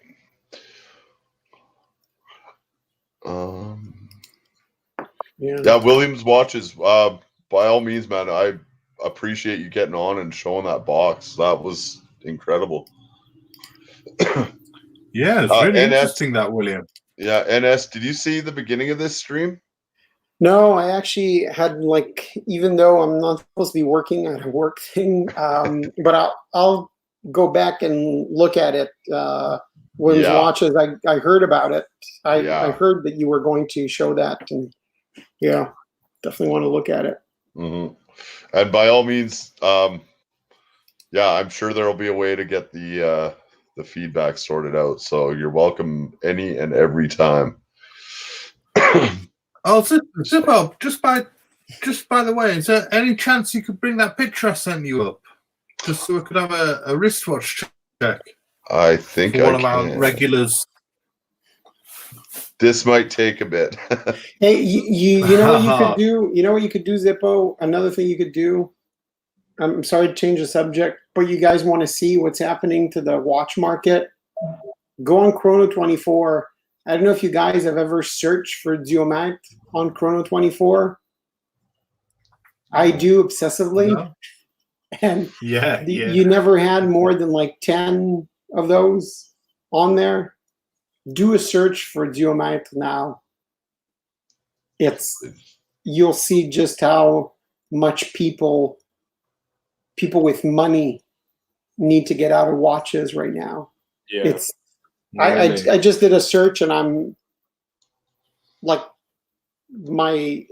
it's insane. There literally used to be maybe 10 of them. Oh. Now there's 2 pages. No, for sure. I think the market is suffering right now as we speak. Yeah. Yeah, no, a friend of mine was looking to pick up a Aquanaut, the 5167A, the steel Aquanaut, and he's been searching, obviously on eBay and all that. And I mean, we're having a chat recently about that. And up until a couple of months ago, in the UK, people are asking over 30 grand for the three-hander Aquanauts. But now, if you look at eBay, people are listing it for 26, 25, and they're accepting offers as well. Really?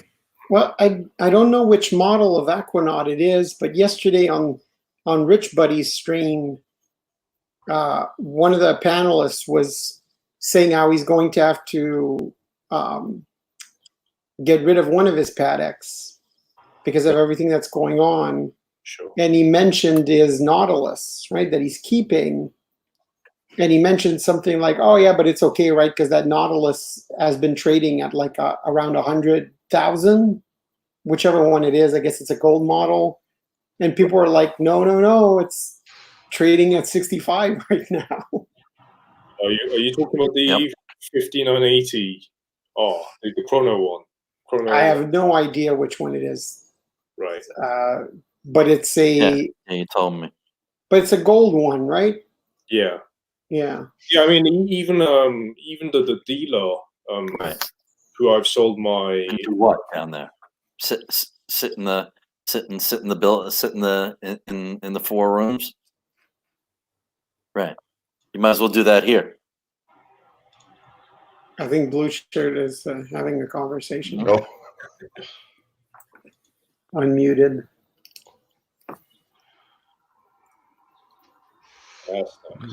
Yeah, just wanted to give a shout out to Turkey Vulture here. This is Now's not a time to go anywhere. the watch he's wearing today. That he sent a picture into to us. Right. Yeah. This is his Tudor Pelagos LHD left-hand drive. Yeah. Mm-hmm. And he's this is the watch he's wearing today. So I just wanted to give a shout out to Turkey Vulture, who's on Sunday on the stream, and this love that watch. looks like a nice loom shot. This, Yeah. Mm-hmm. everything's shining pretty brightly. It's a great photo. I did not realize when you sent that picture that it was left-handed. Yeah. Well, because it's a loom shot, you don't see the color of the indices. It's brownish, right, on that one. Yeah, the cream-colored indices. Yeah. But yeah, that's the left-handed. That's the one that's very, very popular, and I think most people that are buying it are not actually left-handed. Yeah, absolutely. Yeah. Well, I am, so I want one. Beautiful watch, Turkey Vulture. Beautiful watch. I know it's such a small detail, but when it comes to these Tudors and some of the Rolexes, one of the things I really like is the red writing against the black. I think that just looks really nice. You know? Yeah, and that's the thing that is only on the left-handed version. Yeah. The normal black is all white. The blue, obviously, it's all white. But yeah, that's the really cool thing. Plus, the left-handed as the do they call that the roulette style date wheel, where one date is black, one date is red? Yeah. Right? Yes. I think that's what they call it. Yeah, the evens like red and the odds are like black or something, right? Yep. Mm-hmm. Yeah. Yeah, I think it's just that the red writing against the black. It just looks, it just looks really nice. It looks classic. Yeah. Yeah, it's really they're nice watches. I have the blue one, the standard blue one, and I have to say it's a great watch for what it is. Yeah. Yeah, definitely. Yeah, Zippo, if you wanted to look up the Duometra for NS something to compare the prices. I mean, we don't have to. I don't need the. Well, you do. I have it open. I've had it open on another window for the last like 15 on minutes. another tab, and I've been looking at it. You've permanently got it open on another tab, NS. I bet. No, you have it open. It's just we were all the talking about it. We were talking about it, and I decided to run a search that I've been running almost daily, right? And I bring it up, and all of a sudden, it's not 10 watches anymore. It's literally like 85 results right now. Oh, which is insane for a Duomet. It's just crazy. Yeah. How do you spell that? Yeah. It's well, I'll put it in the private chat if you want. Okay. I'm You don't need to getting, put the accent on it. But doing yeah, it. and so I mean, 85 results is maybe like exaggerating. There are 85 results, but you clearly see that quite a few have the same picture. Yeah, Right? Asians and yeah. Yeah, so those are dealers trying to sell the same watch. But I'd say out of the 85, there's got to be at least 40 watches out there, 45 watches that are actually available. So that's crazy for that watch. Wow. Look at these. Amazing, aren't they? Yeah, cool. Yeah. Is this going to be part of the Grail show on Sunday? I mean, that's more like this is more an attainable grail, right? Yeah. I don't. I think if things go well this year, I think this could be my next watch. Oh, that could Really? Yeah. the baguette Sphere Dubion. Oh, not that one. That's a big step. That's amazing. That is. Wow. That's just too much. I mean, if I could afford it, I have it on my wrist right now, right? Yeah. But it's, That is a lot of money, isn't it? Yeah. yeah, I like all of the models of the standard one, right? The travel time, the moon phase one, and the chronograph. They're all nice, but I almost feel like the chronograph is the one to get because that was the one that started that line. Yeah. And yeah, it's a beautiful watch. What's the chronograph you currently have, NS? I have the JLC Master Chronograph. So in steel, right? So the Master Control series. Mm-hmm. Right. And I have the one with the white dial and instead of being the tachymeter, it's the pulsometer scale. Oh, nice. Yeah, those are Useful. really cool. Yeah, that's the one with the enamel dials. Oof, that's That is, isn't it? mhm. Lovely. So, while the power reserves at the bottom, are they both power reserves? Yeah, they are because you have two barrels. So the way it works is on all of the Geomatic, you have two barrels, but instead of running at the same time, right? So a normal dual barrel movement, like let's say my JLC Master Chronograph has two barrels. So when you wind it, whether it's automatic or manual, you're winding the two barrels, and then the barrels are basically either in series or parallel, and they basically output to the movement. Now, this one here, the two barrels output power, and they all meet at the escapement, right? So the escapement, you don't have two escapements. They all meet at the center, at the bottom. But one barrel, the energy is used for the timekeeping, and the other barrel is always used for the complications. So in the case of the chronograph, one barrel is for the chronograph.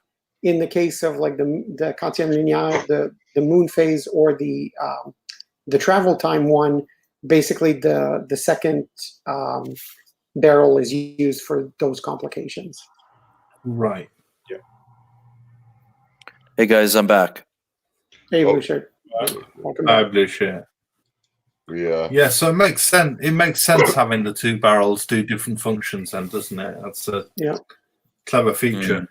Yeah. What an amazing watch! What an amazing watch that is. Yep. No, it's just and the finishing on those. I don't know if you've ever seen one, but it's in a league of its own, right?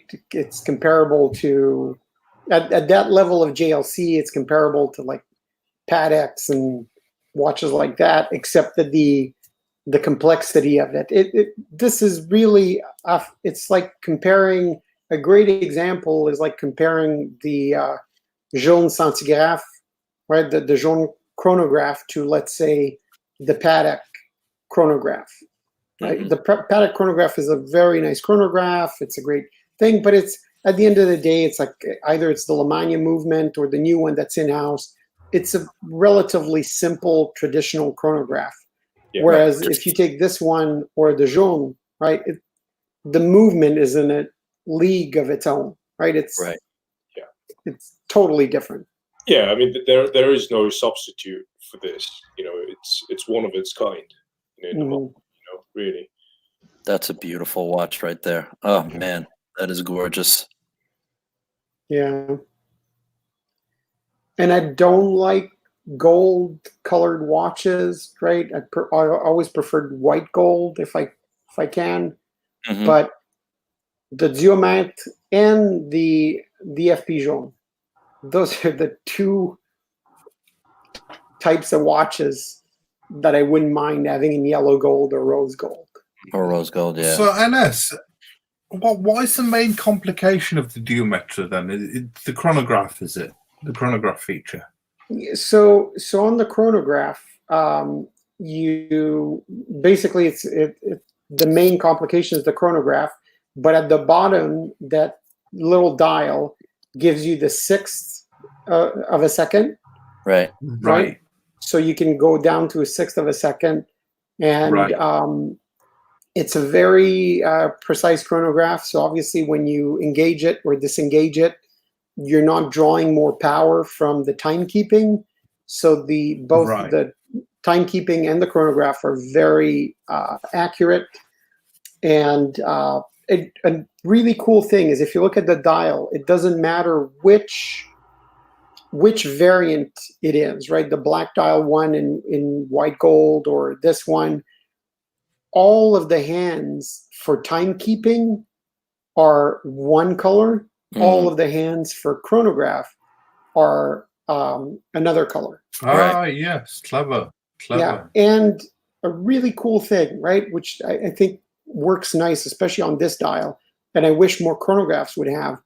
You have two central seconds hands, one Right. for timekeeping and one for the chronograph. So Right. the really cool thing is when you're running the chronograph, one hand is sort of chasing the other. Mhm. It's a really cool effect when you run the chronograph. Interesting. Yeah. Yeah. No, Wow. it's one of the few chronographs with a central running seconds. Correct. Mm-hmm. Yep. Logan Hall's asking, what's the case size on those NS? Most of them are 42. There is a 40.5, like this one, but most of them were Right. 42. 13 mil thick. That's nothing for all that. Wow. Yeah. Beautiful. Mm-hmm. And you see this one follows the same thing where although it's different because there's only one timekeeping aspect here, but the lunar phase is a blue hand, right? Mhm. So the complications power reserve also as a blued hand, Mhm. right? So you see which power reserve goes with what. Yeah. And the way they did it is that you wind the crown one way for one of the barrels and the other way for the other barrel. But because it has because it has a ratchet system with very small increments, you Mhm. can just wind it by twisting the crown one way and another, right?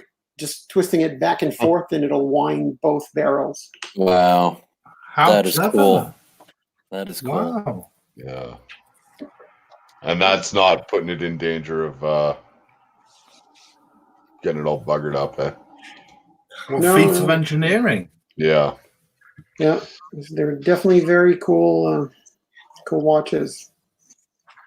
And I'm hoping that people don't realize how cool they are. Yeah. You know, Yeah. at least not for Yeah. the next year and a half. You know. Yeah. That's still a lot of money, though, isn't it, NS? It's still a lot of cash to splash. Yeah, except that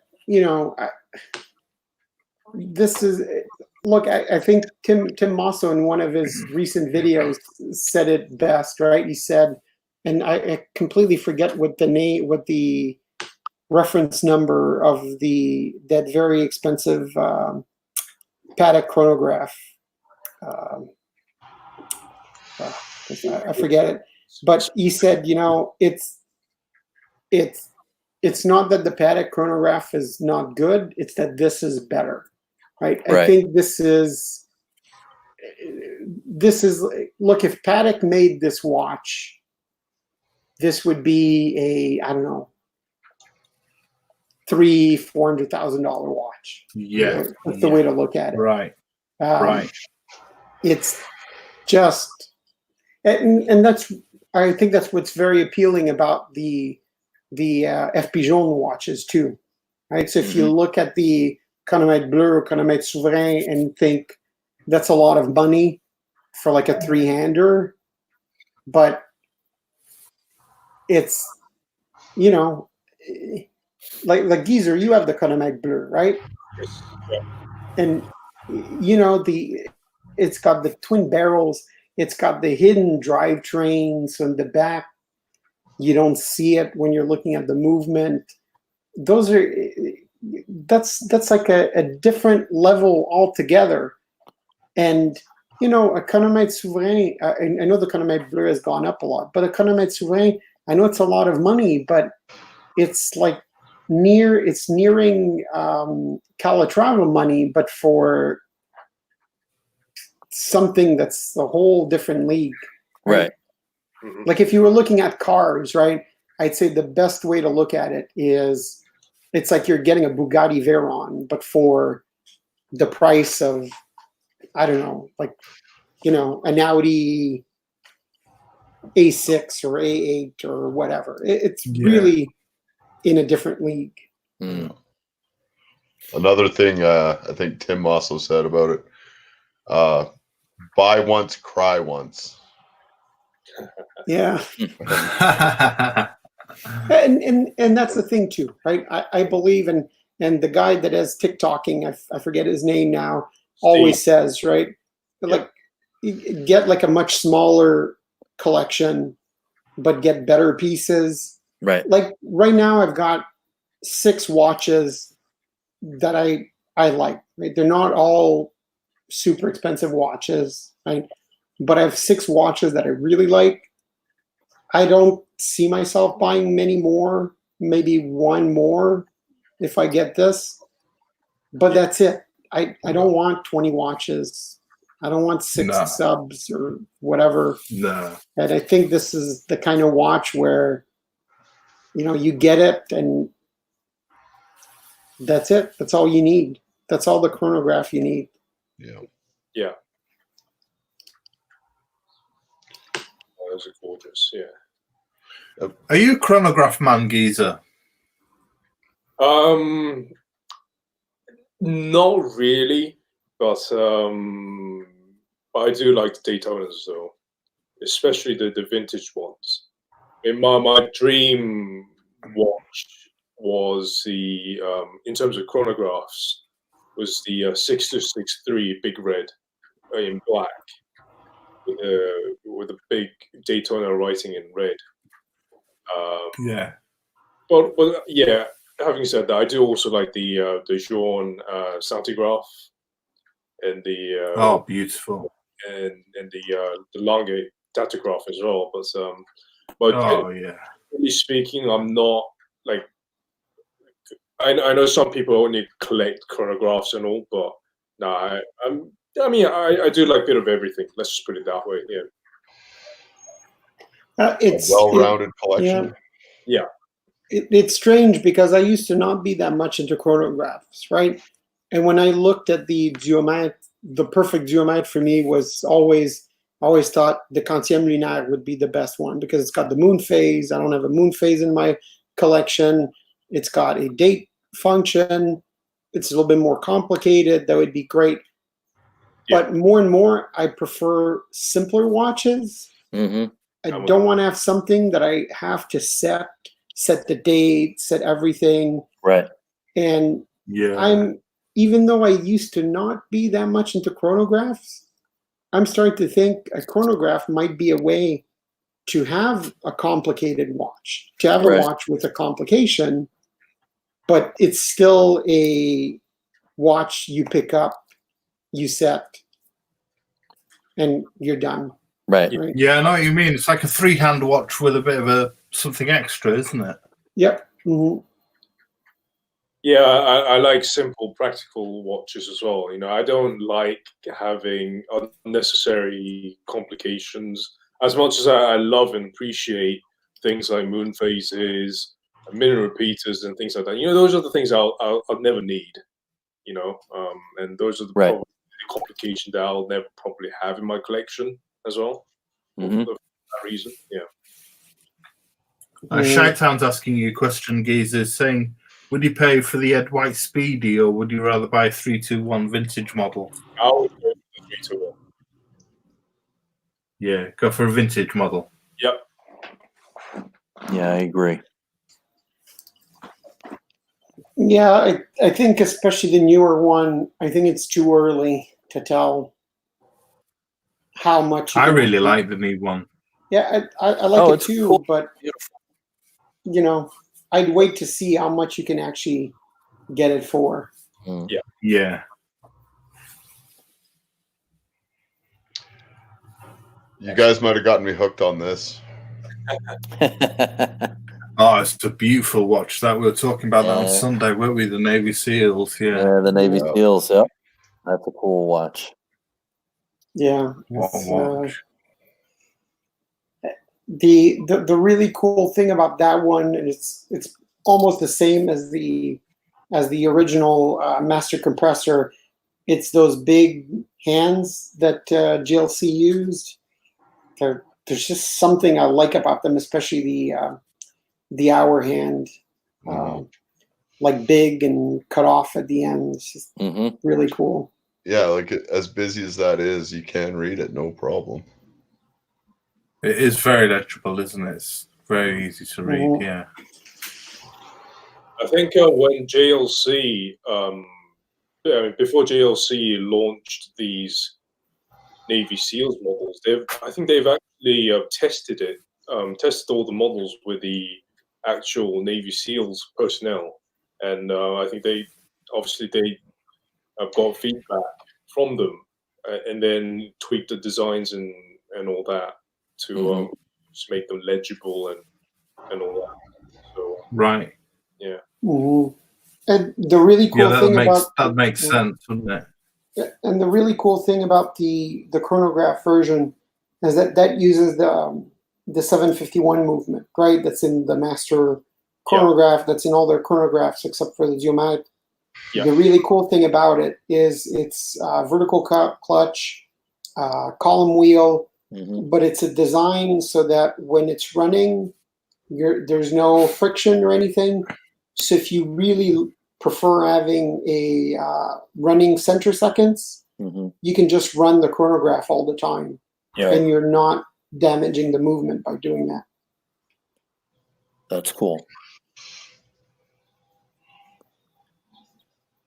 I'm just looking at this one for my wife now. Yeah, that one's a quartz though. Oh yeah, that's yeah. But there's some non quartz one that you can get in the same kind of price, and they came with a white dial. The women's versions, they were smaller. They came with the white dial, and they're beautiful watches. But like, look at that one, right? That's the Master Compressor Geographic, the gold one.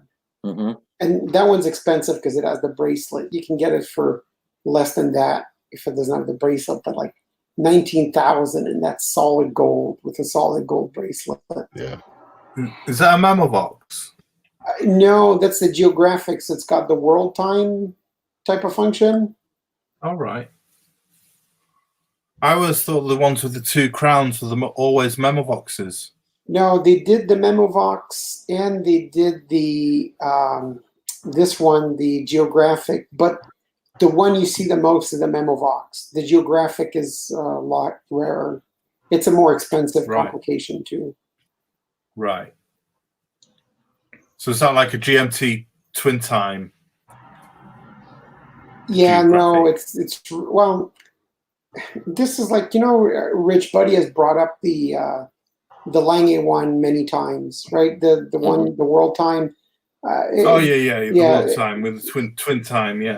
It's pretty much JLC that came up with that idea, and Right. they make one, and the other company that started using that too is oh my god, what's that German company? The Bauhaus. Nomos. Yeah. So Nomos. So their world timer uses the same thing. So it's basically a world timer where when you're pressing on the button, you're going from city to city, but basically it changes what that second little dial shows you.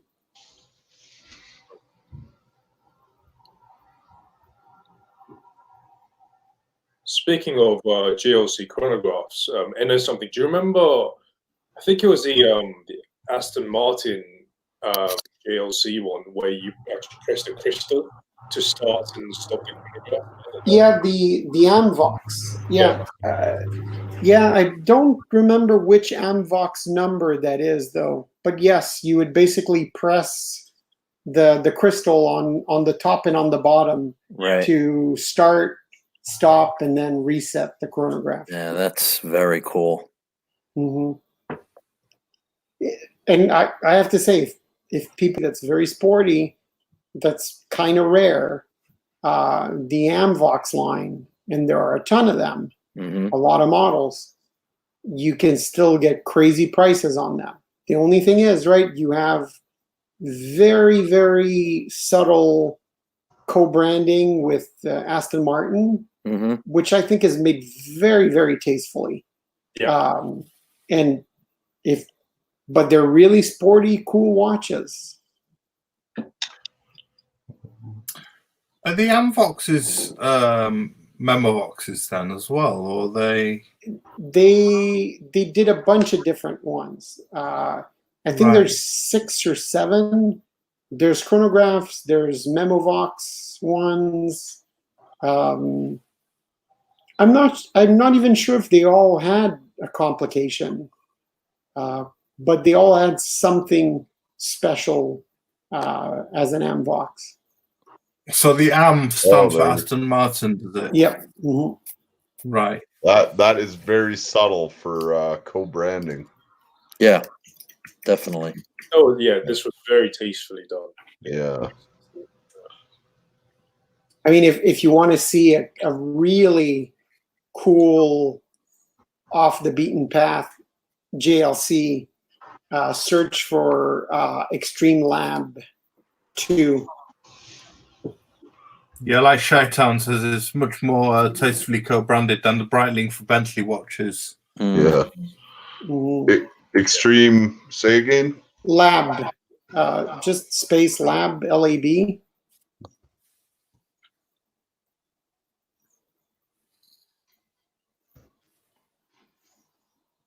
Okay. Just remove JLC, and you should.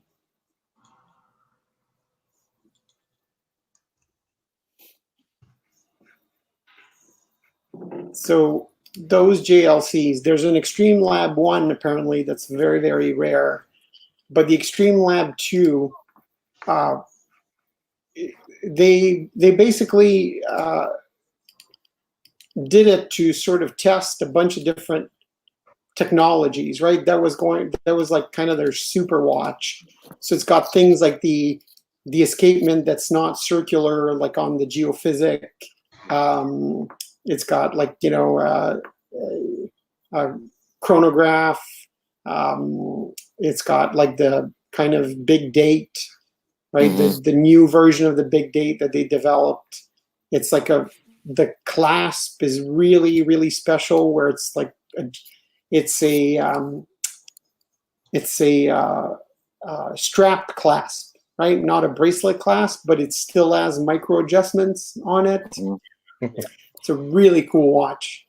Very expensive, but really cool. Do you like that sort of skeleton design then, NS? Not at all. but for this watch, I would be okay with it. That's the way to look at it. There's Yeah, a couple of watches. Yeah. No, I go find ahead. that a bit too hard to read, to be honest with you. That skeletonized sort of While I agree, style design. yeah, while I agree, I think there's a couple of watches that I'd be okay with. And as just before I continue, what I was going to say, flipping, you see that little red thing there, on the side, yeah, there. You see that little indicator, and you see it's written selector. That's so that when you pull out the crown, it's telling you what crown mode. Oh, Yeah, really? similar to the AP concept. Yep. Yeah. So yeah, that's because you really kind cool. of there's like GMT and yeah, There's tons There- of stuff in that watch. yeah, It's crazy. But yeah, going back to the skeleton watches, right? I find there are some that are cool. This one, there's one from Zenith. Is that the Defy? The Defy, yep. Yeah, Yeah. that one I think is cool. Yeah, And you saying about the AP concept, Geezer, what do you think to that watch? Yeah, no, I was saying that the mode sector at 3 o'clock. Yeah, that AP concept's got the got a very similar feature as well. I think one of the earlier concepts, like the Alacrite ones and the GMT concept, yeah, they have like a similar feature whereby, so if you pull out the crown, it will tell you which mode you're in. Right. Yeah, they're interesting, the AP concept ones, aren't they? They're very sort of stealthy looking, aren't they? Yeah, I mean they're very avant-garde, and I mean they're actually, I actually quite like them. I'm not a huge. I don't mind them. I don't mind them. Yeah. Sure. The only thing is, they're massive. Like it's very difficult to wear them because of the shape of the case and all. Yeah. Right. Are Yeah. they big watches? The case and the way like it kind of pops up, right? Yeah. From the end of the lugs. Exactly. But I have to say, it's even though it's aesthetically it's very close to a Royal Oak kind of, but it's also a big departure. Yeah, from yes. the classic. Yeah. If you look at the concepts, most of them are actually curved, similar to 1159s. You know how the glass, if you look at it from the side, you know how the glass is kind of curved. Yeah, the concepts also have a curved shaped bezel and the glasses as well. Mhm. Yeah, they're very nice. They're very nice. oh, Royal Oak concept. Yeah, those are super expensive, obviously, but Oh, Yeah. I really like the lap time with the Schumacher. Big money. Yeah, that's very cool watch. do you guys ever watch that producer Michael guy? Sometimes. Yeah, I don't know. I think I watched one or two of his videos because they were posted all over the place, but yeah. Yeah.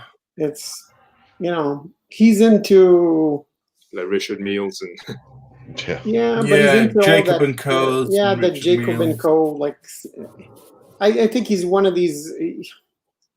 Him and a bunch of people are kind of bad for the hobby, right? Yeah. Because they're all about hype, and I hate it whenever I see people posting, "Oh, Jacob and Co. have like such high horology." It's like, it's just like it's just like a stone going around the dial. It's nothing special. Yeah. I saw the one where he went into the Essential Watches in Beverly Hills, that shop, and he just went in and basically said, I think he's buying watches for people who work for him, and he's basically just said, "Oh yeah, what do you recommend? What do you recommend?" He had no idea what he wanted, and he was just saying to the man who owned the shop, what do you recommend? Oh, that's a Hulk. Oh, go on then, I'll have that. And, oh, that's a Panerai. I'll take one of those. Go on then, I'll have that. I'll have that. And he just ended up buying up all these watches.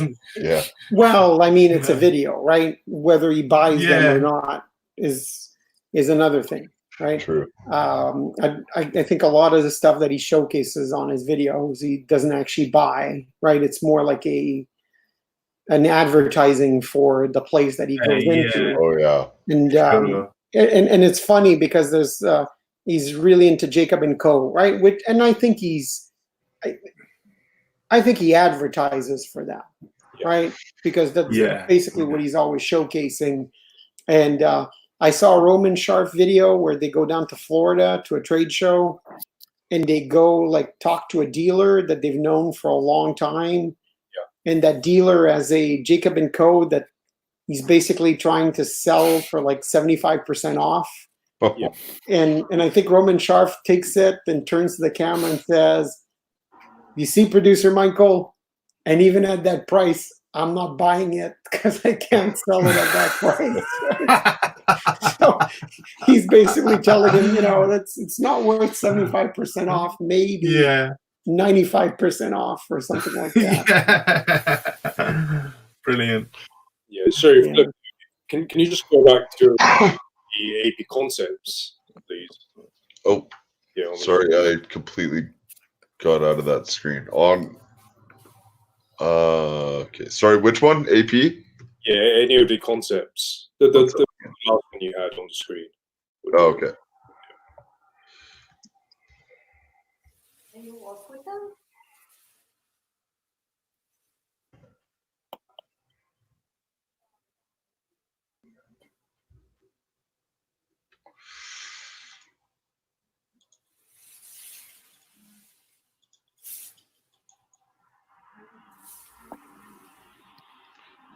These ones, right?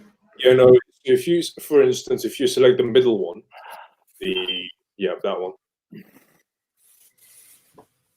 Yeah. So if you look at the 6 o'clock position, so it's the same concept as the JLC that we've seen. Ah, right. Oh yeah.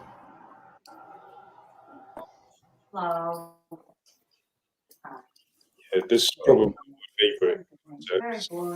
Yeah, it's nice. Is somebody on the phone again? Yeah, no, that was my phone. Sorry, guys. Okay. Yeah, my house phone. So those so are HNR. What does that stand for? H for hours, I think, and Okay. mutual and Reserve, maybe. yeah, Reverse. I can't remember actually. Let's see if it says anything down here. It's a lot of money, that's for sure. Yeah. that's for sure. One more. Retail price $214,000. Wow. Yeah. That might be in Canadian. I don't know. No, I'm not signed in on this, so no, it's probably an American. Yeah. Well, they're nice watches. Yeah. But, I mean, look, I'll say this about those, right? At least you're getting something. Look, it's totally outside of my price range, but you're getting something at that price. You're not getting. I mean, also with these concepts, I'm sure you guys know, but the movements are actually made by APRP, Renault Papi, branch, if you will, of AP, who also make a lot of Russian meal. As well.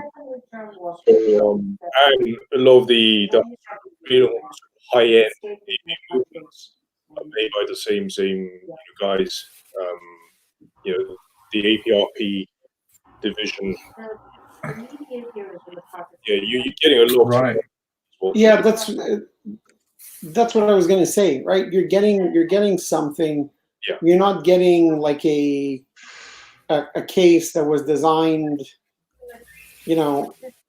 40 years ago. And I'm a huge JLC super fan, right? I really am. But you're not getting a JLC movement. Right? I'm a super fan of JLC, but at some point, when you're paying $60,000 for a JLC movement, I know they finish it and all that stuff, but still, it's a lot of money. Whereas this, you're getting something big, right? You're getting a movement that they've built themselves, that's finished to their standards, that uses often the other thing you don't see or you might not notice is those concept watches. They don't just use special materials for the case, No. right? They also use special materials for the movement. They use titanium, they use composites. Right. Getting that, it's like the Richard Mille, right? Getting those beveled edges on the way they get them on titanium. It's not super easy. But boy, are you taking a hit. I mean, if this thing was 240 grand and now it's at 175, I don't know how old that one is, but that's taking quite a hit.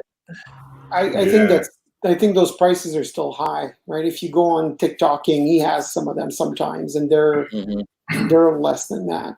You definitely are taking a hit. Does TikToking, does he sell? Yeah, he does. Mm-hmm. Okay. Yep.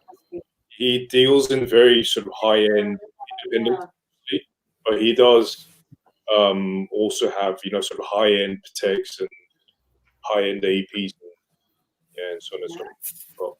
Well, he mostly deals with, in very high-end stuff. Yeah. But, when I was looking up stuff for the Grail, it was one of his videos that I watched. So. Yeah, he makes really cool videos because he shows that kind of Grail stuff, but in a very approachable way. Yeah. He's not a snob. He's right. In the same way that you have guys that will make a video about a Calatrava and, almost talk down to the audience the whole time, right? They'll show you like a Grupo Force that's the retail is like $500,000 and he'll just, be talking like a normal guy and super approachable and TikTok King's got like some incredible stuff.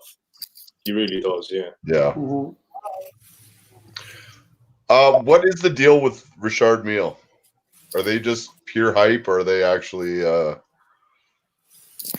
like all I know about them is that their producer Michael likes them, and that there's something to do with you get to go on a car tour with the owner or some BS like that. Well, they really are hype, right? But it's a weird brand where it totally is super hyped up.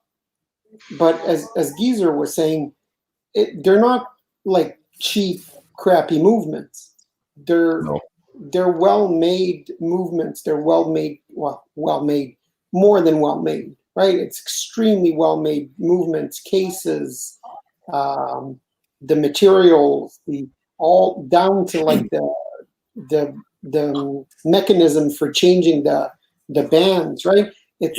They're really, really great watches that also happen to be super crazy hyped. Yeah. Right. No, I agree. And then this. Yeah. For $308,000.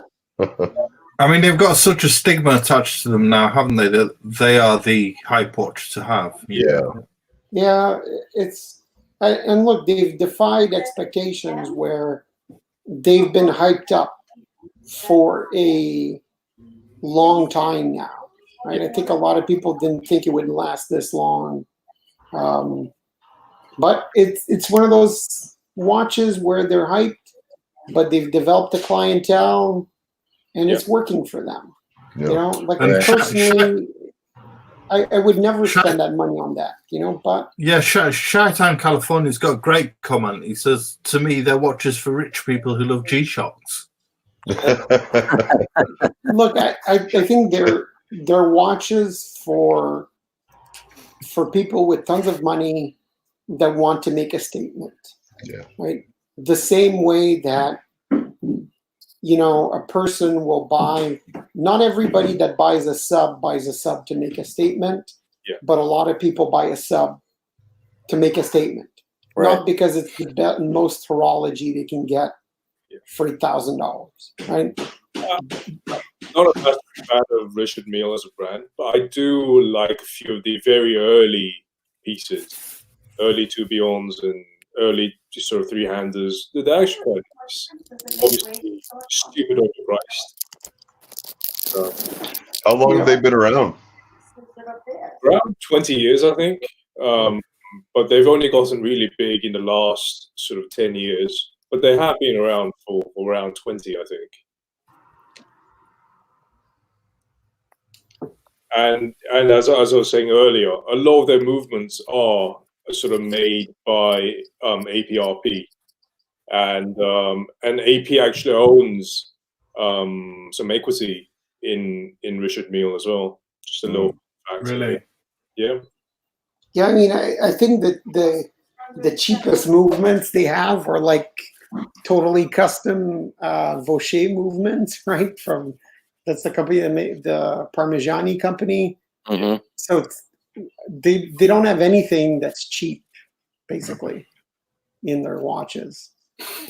The one that I really like, although I still wouldn't buy it, right? And a lot of it has to do with money, right? But one that I really like is the Rafael Nadal is not bad, but I really like the one that's branded for that golfer, the one that's almost completely empty, right? It's skeletonized. Is that the Bubba Watson one? Yes, the Bubba Watson one. Yeah, they've got the white and the black ones in. There we go. The RM050. Yeah, right there. Oh, sorry, which one? On that row, but the go right one more. Yeah, that one. This one here. Oh, bubble. Okay. It doesn't remind me of that watch, but it's kind of like what we were talking about before, the Quorum bridge, right? Yeah. I think it's really cool. This is more than skeletonized, right? It's like movement, very minimalist, suspended. Right. I find that really cool. I can't remember the reference number for this particular model that I'm talking about, but there is one where the whole movement base plate is kind of suspended, and it's held with like wires. I think it's one of the F1 models. I can't remember the reference number. I think that's pretty cool. So the whole base plate is just like suspended, kind of in air. Wow. Held together by like 4 wires on each of the corners. Mm-hmm. We tried to find that. And the Bubba Watson one, what's really cool, there's a great watch finder video on the Bubba Watson. Mm-hmm. And it's not just skeletonized. If you look the way it's built, because it's not like the other skeletonized Richard Mille's where they use special screws at the end of those like tiny bridges. And part of it was that it was designed to be a watch you can wear as you golf. It'll take the G-shocks and really? The G-force, I should say. I said G-shock. Wow. Yeah. The G-forces and the vibration and the shock and everything. So it's really cool. Oh, it's actually one of the Rafael Nadal ones. The one I'm talking about. Okay. Yeah, I've just left a comment in the private chat. There's a link. If you want to have a look at that. Yeah, and the Nadal one is one of the ones that's going for a lot of money, right? Like crazy prices.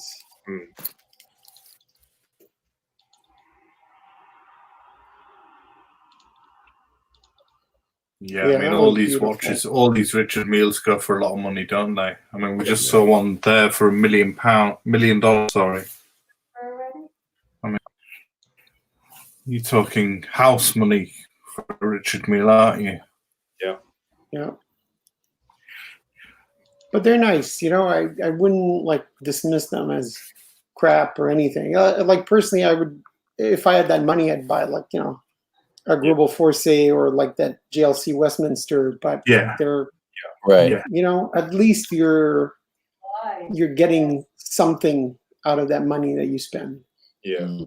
Yeah. So this is the one I'm talking about. So Wow, that's wild. Yeah. Mhm. So that's almost got a, like, that's pulleys essentially, and then this is, yeah, that's, I think the idea behind this watch was to minimize the impact of G-force, yeah, Mhm. because obviously, you know, when you're playing tennis, you know, you move your arms very rapidly, and all. So I think that was the idea behind this. Yes. Yeah, it's one Wow. that you can play tennis with, right? As opposed to what's that? What's the number one or used to be number one tennis player in the world that is a Roger Rolex Federer. ambassador? Yeah, you know, Roger Federer. That he takes off his watch between each set. He does. Yeah. He only wears it for the presentation of the trophy, doesn't he? He actually wears them.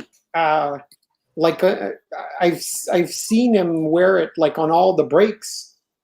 Hmm. Like he stops. When Oh, they take a really? break between the steps. The Sets. sets. How interesting. And there's even been matches. I don't like big ones. Like let's say Wimbledon, where like during the match you'll go through like 4 or 5 different Rolexes. Like you'll be wearing the Daytona, wear a President. Interesting.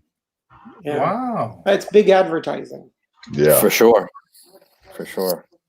Do they show them taking them off and on? I don't know. You know what? They probably have. They probably don't. Yeah. Some kind of clause in there for sure that the, the cameramen are only allowed to show certain parts and all that. Mm-hmm. Yep. I remember seeing a picture of him wearing a Milgauss before I bought mine.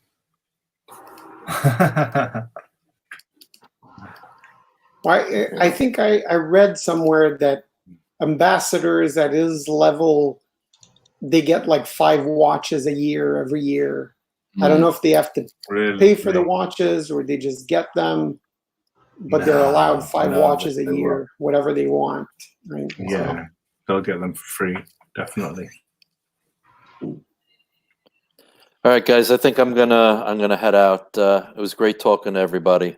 Mm-hmm. Yep. Yeah, great to chat to you, Blue Shirt. All right, man. Yeah, I think we've been on for a while. 2.5 right? hours. 2.5 hours. Yeah. See you on the I think I've been weekend. on for 2 hours. So yeah, see you on the weekend. Absolutely. Thank you, Zippo, and thanks everybody in the chat. Thank you, These man. are Take Thomas care. and us Yeah. flipping. I- Take it easy. Yeah, I think I'm going to take off as well, guys. Yeah, sounds good. I totally lost track of time Okay, here. then. So. Okay. Thanks, Take care, guys. Great talking Thanks, to you, everybody. Geezer, and everybody else. See you on the weekend, Take mate. care. Yep. Take care. Take care. All right. Yeah. Still doing the Grail thing on Sunday, I hope. Yeah. All right. The Grail. I'm still looking for mine. Yeah. Exactly. All right. Well, take care, guys. Have a good rest of the day. And what time is it take there? care, Geezer. It's been great chatting. Yeah. It's 8:30. Just 8:30 at night. No, it's not too bad. All right. All right. Take it easy. Okay. Have a good one, guys. Yeah. Great to chat. Speak to you on the weekend, Zippo. Speak to you on the weekend, hopefully, Geezer. Yeah. Take care. All right. Yeah, nice one. Take care, everyone in the chat.